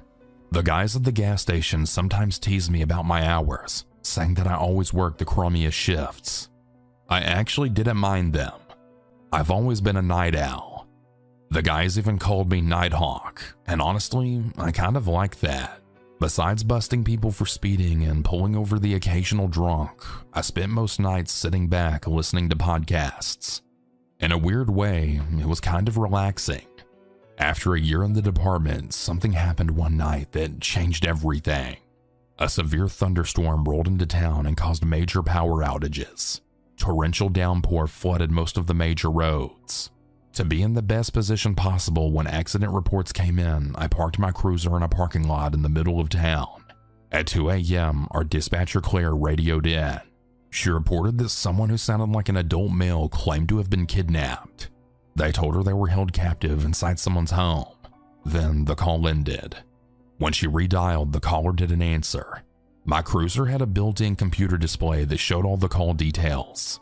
Based on the address, I was about 10 minutes away, so I was probably the closest officer. I radioed in and I told her I'd respond. I also requested backup. Another new officer named Chris chimed in and said he'd be at the location in 5. Claire clicked on her radio but hesitated for a few seconds over the static.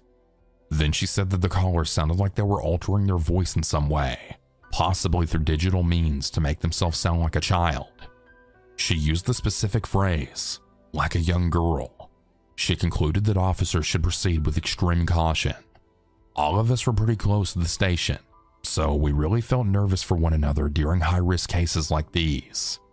I radioed back and said, 10-4, and then drove to the scene. When I turned into the neighborhood, I saw that every single street lamp was out. The entire block had lost power.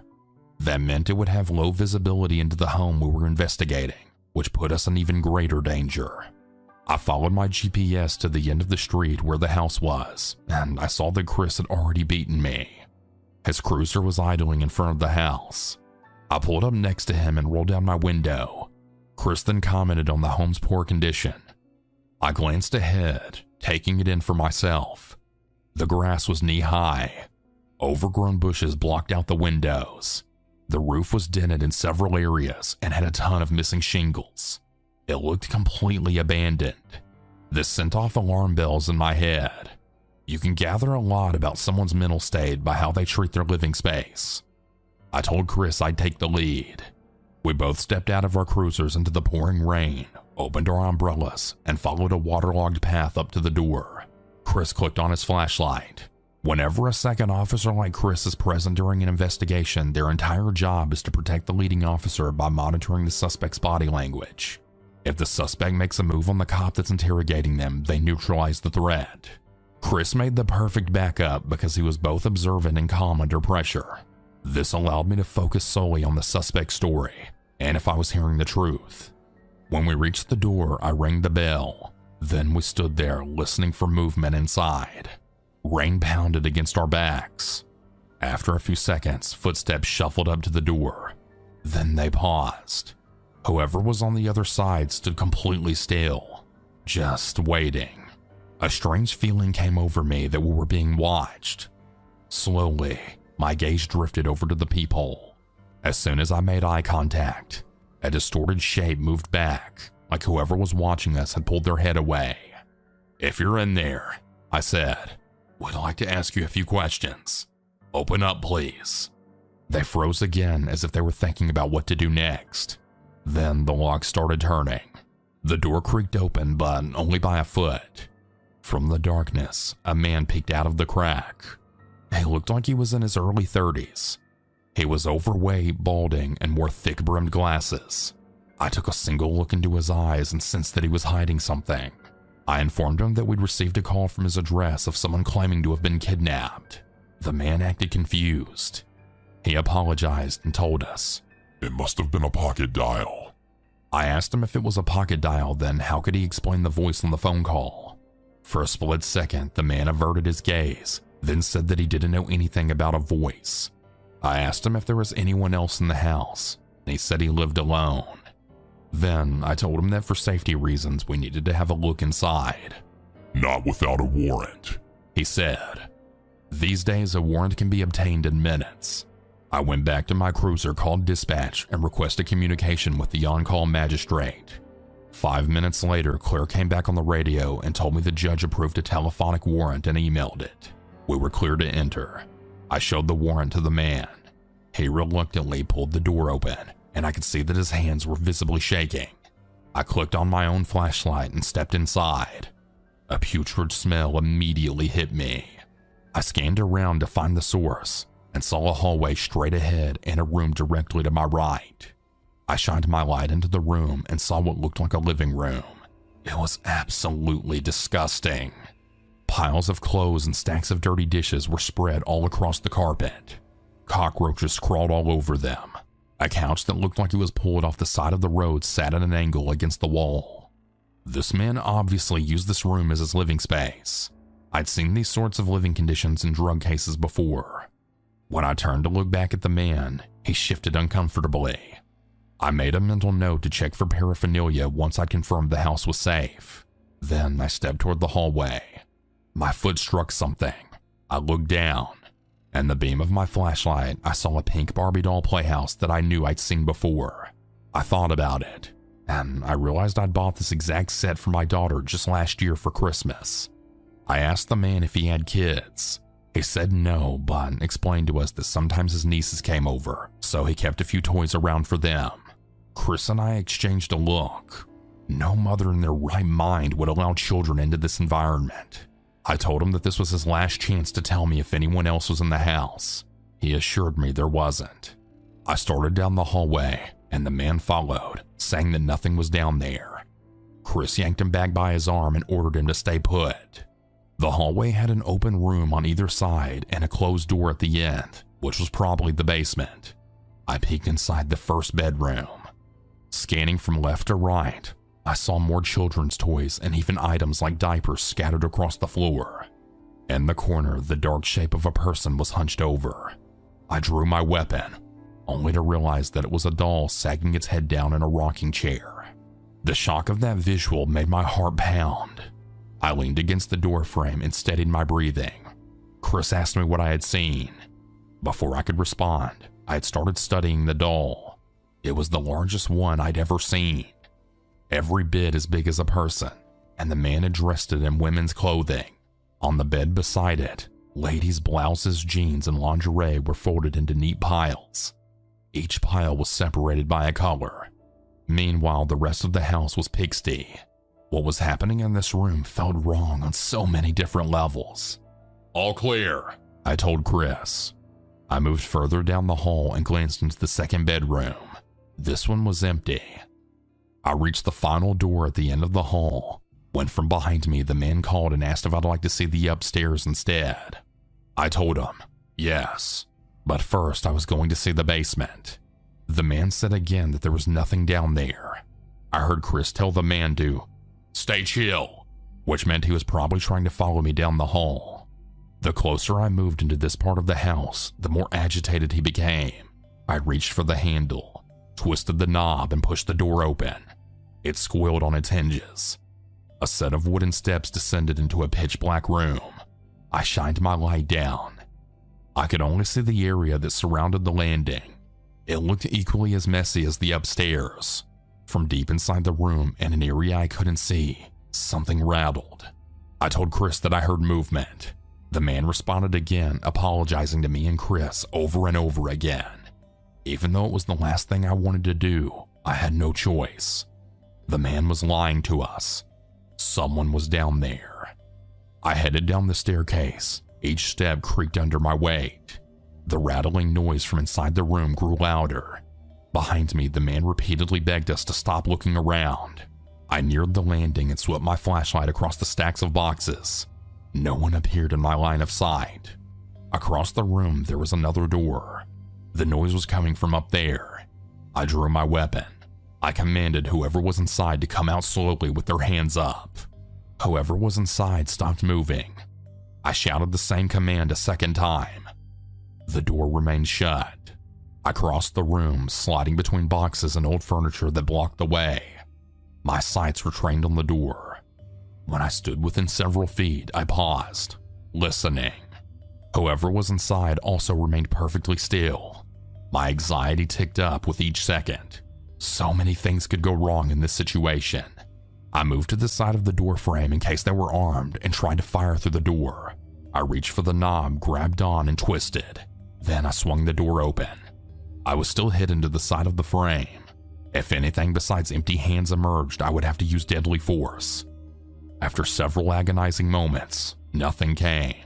I said a quick prayer and then aimed my weapon right into the room. What I saw, I really can't go into detail on, but basically, this is what happened. A man in his 40s was being held captive in that basement. He was a father of 3 and a respected member of the community. Months after he went missing, everyone, including his own family, assumed he was dead. After 2 years in captivity, he finally got the chance to escape. Earlier in the night, before we arrived, the homeowner brought the victim's dinner down and made the mistake of leaving his phone behind. The victim managed to activate Siri and call 911. When we arrived on scene, the victim had already been confined in a way that prevented him from calling upstairs or making any kind of substantial noise. Then, when I ordered him to come out, he froze in fear, not because he couldn't obey my command, but because he didn't want me to use lethal force, thinking that he was a threat. Once I opened the door and found him, we arrested the homeowner on the spot and then took the victim to the hospital for immediate treatment. I feel incredibly lucky that no one was harmed and that we could reunite this poor man with his family. But the most disturbing detail, which has haunted me every day since, is how my dispatcher described the voice of the man who made the call. Why was he speaking like a child? The only explanation that really makes sense is that this man was forced to speak in that young tone of a voice for so long that even when he called the station, that's the only way he could communicate. And if he was forced to do that, what else inside that house was he forced to do? These are the questions that keep me up at night.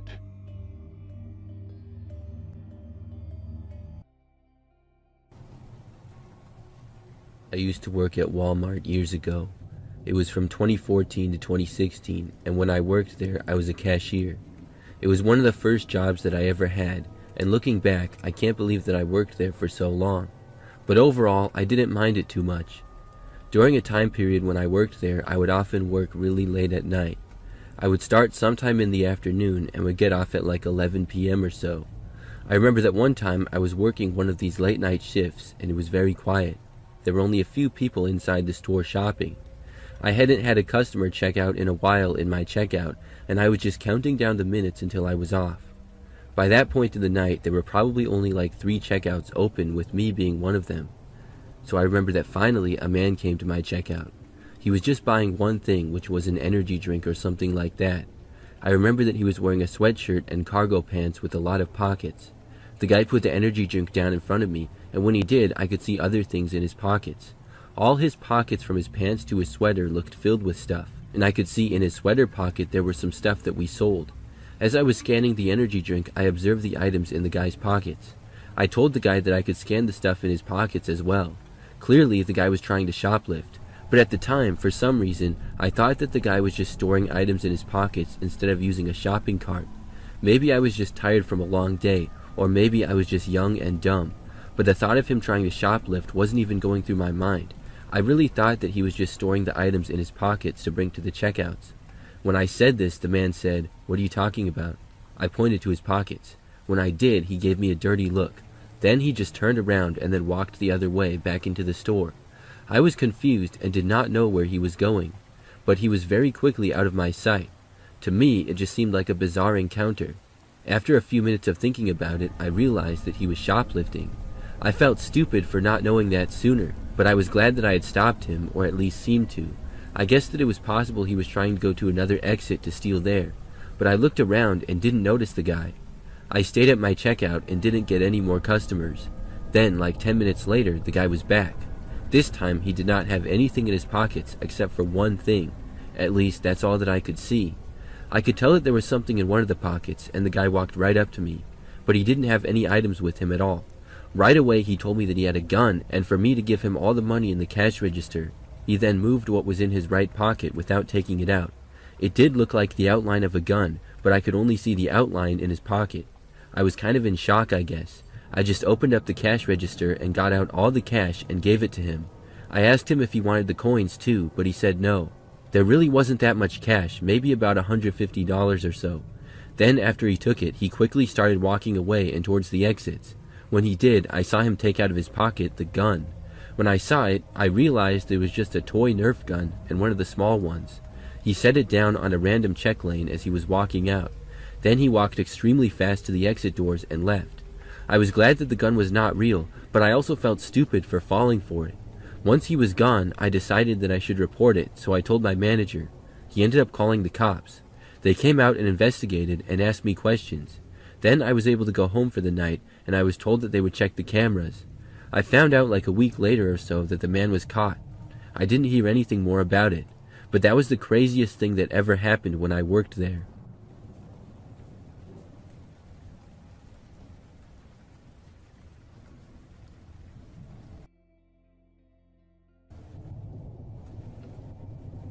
This happened one time when I was working at Walmart years ago.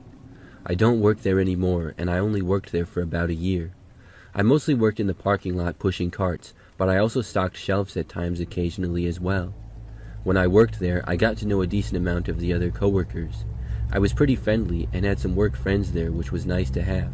Some of the workers were good, and others not so much, but one in particular was super lazy. I think anyone who's ever had a job can relate to having a coworker like this. There was a guy named Austin, and he was always slacking off. He would literally clock in and then go straight to the back room and just hide and go on his phone for 8 hours. He would only be seen again if he was specifically called to do a task or if it was time to clock out. He would actually do work like 1 in every 5 shifts. It made me so mad, but I wasn't going to report him or anything because I'm not a rat. And at Walmart's they have so many employees that it's possible for some of the employees to go unnoticed for hours, at least at some locations. It really depends on the management and how the store is ran there, I guess. And it was weird because my managers there were actually kind of strict, but for whatever reason they either didn't catch on to Austin or just didn't care. Anyways, one day I saw that Austin was working with me and I rolled my eyes. That meant more work for me. I saw him clocking in and then didn't see him for like 3 hours, which was expected. After that, I continued with my work. A while later though, I had to go to the back room of the store to get something. When I was back there, I was walking through a really quiet area. In the back room, it's pretty much how you would expect. There's lots of crates and boxes and products yet to hit the floor. There's also forklifts and other equipment as well as a few other rooms. There was one spot in particular where it kind of went around a corner. As I was back there, I saw around the corner part a person sitting down. I could only see part of their arm and realized that it was Austin. I ignored him and kept going. I thought about maybe saying something, but I didn't think it was worth it, so I just kept working. Like an hour later, I had to go back there again. I walked by the same spot and saw Austin still there. This time, I stopped and looked at him. I was just ticked off that he hadn't moved the whole hour. I wanted to call him out. But then, as I stood there, only seeing his arm, he got up. That's when I realized that it wasn't actually Austin. It was some random guy. He did not work at the Walmart and was not supposed to be back there. He looked at me for like a second, and then walked farther around the corner quickly and out of my sight. After seeing that, I just walked away. I didn't feel like telling some guy that he couldn't be back there and had to leave the store. I was more so just glad that it wasn't Austin slacking off, so I left the area and went back to work again. I continued working for the next few hours. Now I had to work past closing time that night, so I would get off shortly after the store would close. I remember that when I was finally about off, the store was closed, and I saw Austin come to the front and clock out a few minutes early. On the other hand, I was going to actually finish my work. I was walking in the back room again and saw the same man once more. This was crazy this time, because it was hours after the previous time that I had seen him. I had no idea that he was still back there, and I didn't think that he would be. This time when I saw him though, he was not in the same place. He was not really hiding, but far away almost at the end of the sort of long hallway that we were in the back room area. Nobody else was around at all. I was going to kind of just ignore the man once again. I would tell someone else that he was back there once I left. But as I stood still back there, I saw the guy start to walk in my direction, and he was walking pretty fast too. I didn't know why, but he didn't say anything.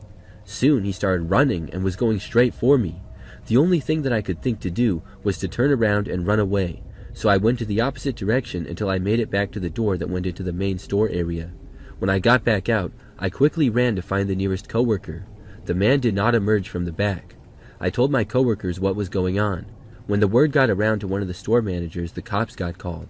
I was done with work, so I left, but I found out later on that the cops arrested the guy. He had been in the back for hours, and he got in through a back door which was left open.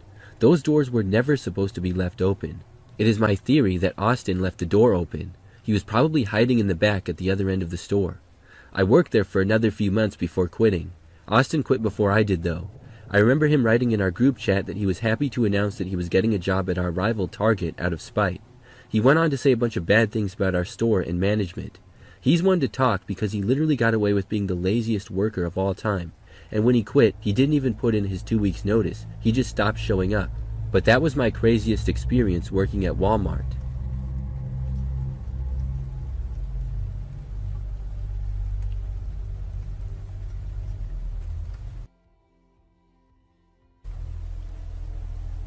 I went to Walmart one night many years ago. This was back when Walmarts used to be open 24 hours. It was always interesting to go to Walmart in the middle of the night. The store would usually be very quiet.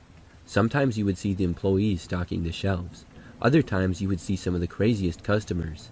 And other times it would be very quiet and peaceful. I've always been a night owl and I often used to work late as well. On this night I had worked sort of late. But I went back to my apartment after work and then decided to go out shopping to the nearby Walmart. It was like a 5-minute drive from my apartment, and I left to go there probably a little after midnight. But when I needed to do a little shopping, I enjoyed going so late. There would be no traffic on the roads and hardly any traffic in the store as well. So I remember that when I got to the Walmart, I parked kind of in the far back of the parking lot. I walked inside the store and started shopping. I didn't need to get that much stuff, and I think I just had a shopping basket and not a cart. Mostly, I was in the grocery department of the store getting food that I needed. When I was inside the store, I saw only a few other people. Most of them were employees, and I saw a couple of other people that were shopping, but not very many. After being in the store for maybe 10 minutes, I remembered that I heard my cell phone start to ring. I was confused as to why somebody would be calling me so late at night. I took it out of my pocket and answered. When I did, I said hello, but heard nothing on the other end. Then I heard someone breathing. Multiple times I asked who was there, but no one said anything. So at that point, I hung up, thinking that it was probably a wrong number or somebody called me by mistake. I looked at the number, and it was not one that I recognized at all. I was a little creeped out from hearing the breathing, but nobody speaking at all, but I just carried on with my shopping. But then, surprisingly, like 5 minutes later, that same number called me again. I answered once more and said hello. There was once again silence. I asked who was there, but heard nothing. Then they hung up on me. I was even more confused and also creeped out now. I continued my shopping and finished up. Then I went to the front of the store and checked out. When I did not receive any more calls. After checking out, I walked to the exit doors and stepped out into the parking lot. When I did, I could see my car parked a long ways away. I remember that it was a cool and sort of foggy night. When I saw my car, though, I noticed that there was a man standing next to it. He was literally leaning on my car, but facing in the opposite direction, and there were no other cars parked directly around mine, so I didn't know why he was there. The man was wearing dark pants and a hooded sweatshirt, so I couldn't make out any details about him at all. I couldn't see any part of his face with him standing in the opposite direction. I had started to walk to my car, but now stopped just about 20 feet into the parking lot. It seemed really creepy. Then I suddenly heard my phone start to ring in my pocket again. I took it out and looked. It was the same person calling. I answered it again and this time said, "Why do you keep calling me?" There was still no answer. However, I looked to the man that was standing next to my car in the parking lot. I saw that he was now holding a cell phone up to his ear. Was this the guy who was calling me? I asked him, "Are you standing next to my car right now?" When I said this, he did not answer but hung up on me. Then I saw the guy standing by my car put the cell phone back in his pocket. The man then started to turn around and face me. When he did, I saw that he was wearing sunglasses, but I really couldn't make out any other details. He was far away and it was dark out. I was so creeped out that I turned around and walked back inside the Walmart. I just started walking around the store, hoping that when I went back out, the man would be gone. A short time later, the guy called again. I declined the call and then shut my phone off completely. I started wandering the aisles of Walmart aimlessly, just wondering to myself who that guy was and what was going on. After walking around for like 15 minutes, I was somewhere in the back part of the Walmart near the auto parts area. I came around a random aisle and saw the man now inside the Walmart. He was kind of far away and walking down another aisle. He was still wearing the hooded sweatshirt and sunglasses. I quickly turned the corner of another aisle and was out of sight of the guy. Then I walked to another aisle as fast as I could and started quickly making my way to the front. A short time into that and I just started running. I didn't look back and sprinted to the exit doors. When I got there, I ran out into the parking lot and went for my car. I made it there, got inside, and looked around. I saw the creepy guy just walking out of the Walmart and into the parking lot. Then I quickly drove away. I got home and wasn't followed or anything. I never saw that guy again. I turned my phone back on and saw that he had tried to call multiple times. I blocked his number. But I still have many unanswered questions. How did he get my number and who was he? Had he been following me or stalking me somehow? The whole thing was very strange, but I'm happy that I never saw him again after that.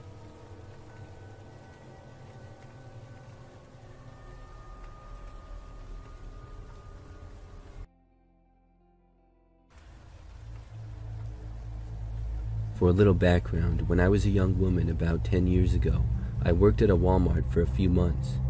I worked as a cashier and was just 20 years old, working during the summer when I was back home from college. The Walmart was not far from where I lived, and they were always hiring with it being a large store and whatnot.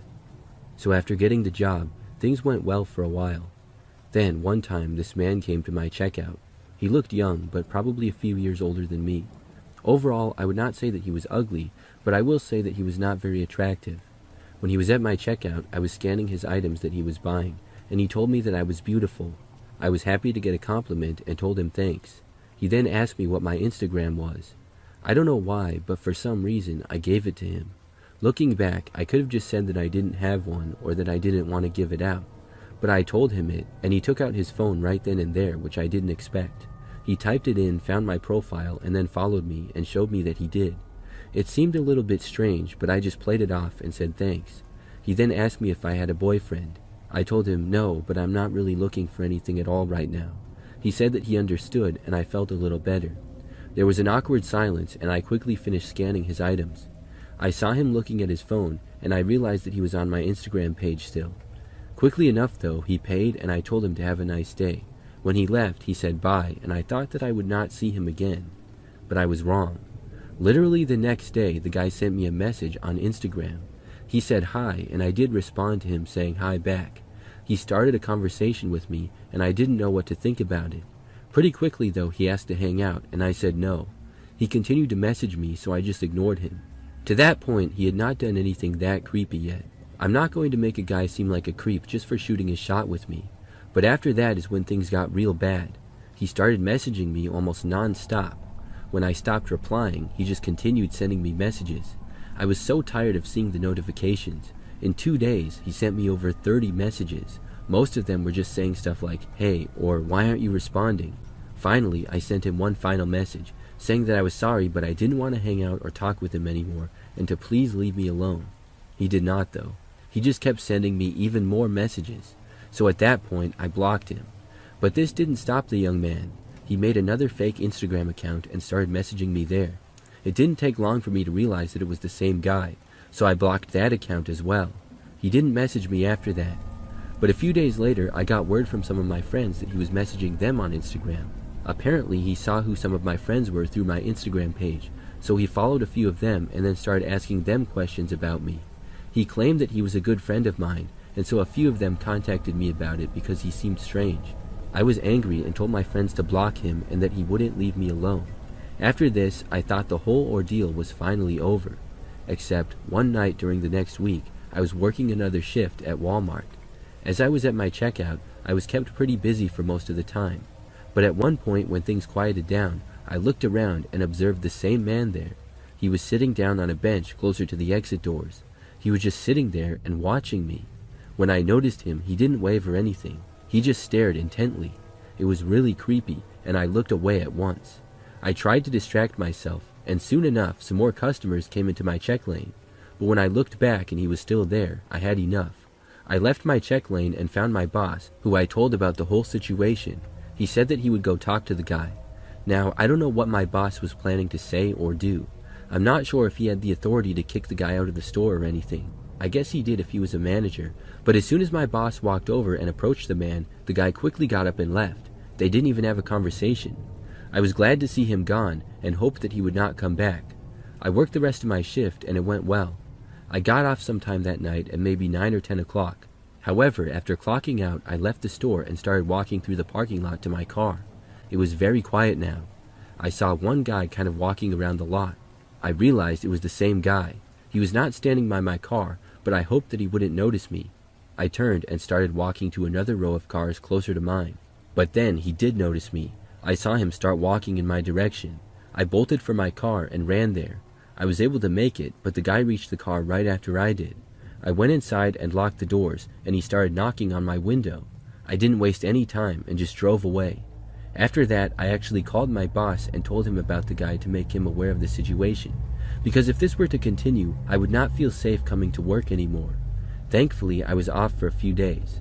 When I returned to work, I was told that the guy was banned from the Walmart. Apparently, he showed up again, I guess to look for me, but he didn't buy anything and just walked around. Based on him following me to my car, the manager trespassed him from the store. I think that was enough for him to finally leave me alone once and for all, because I never saw him again after that. I only worked at the Walmart for about another month though. Looking back, it was a pretty creepy experience.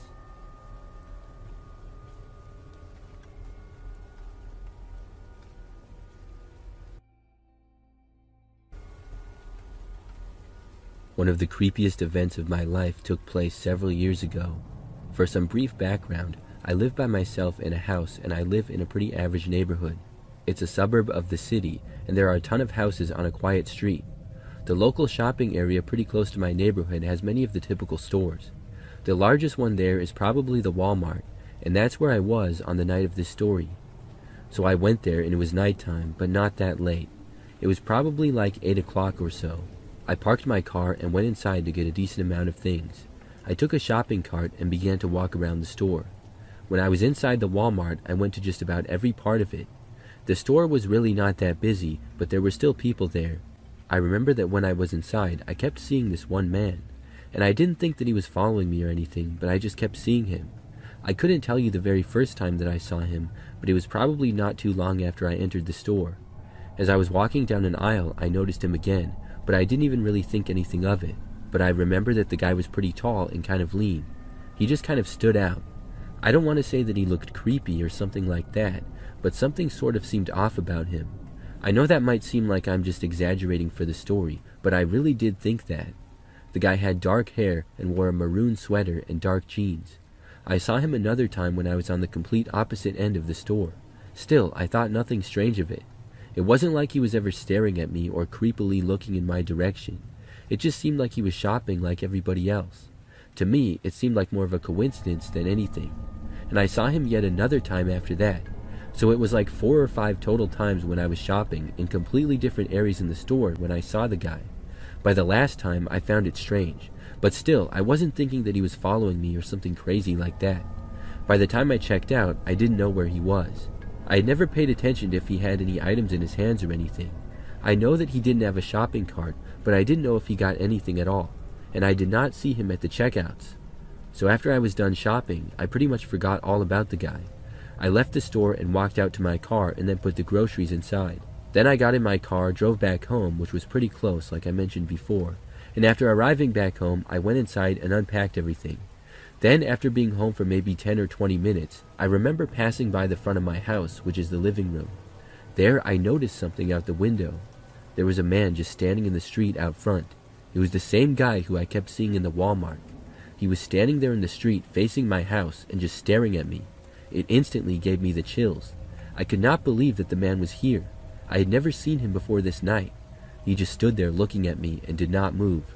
There was really no expression on his face either. After watching him for like a minute straight, I couldn't take it anymore. I covered all the windows and moved away from them. I then went around and made sure that every door was locked and every window was shut. I tried to ignore the guy, but I had to go back and look again. When I did, he was gone. I went to every window and looked out of them, but he was nowhere in sight. I was glad that he was gone, but I was also still really creeped out by the whole thing. Looking back, I still don't know what happened there. I didn't notice him following me home from Walmart or anything, and I think that I would have noticed because the streets were pretty quiet at that hour, but I guess anything is possible. I will never forget seeing him staring at me in the window though. It was truly one of the most terrifying moments ever.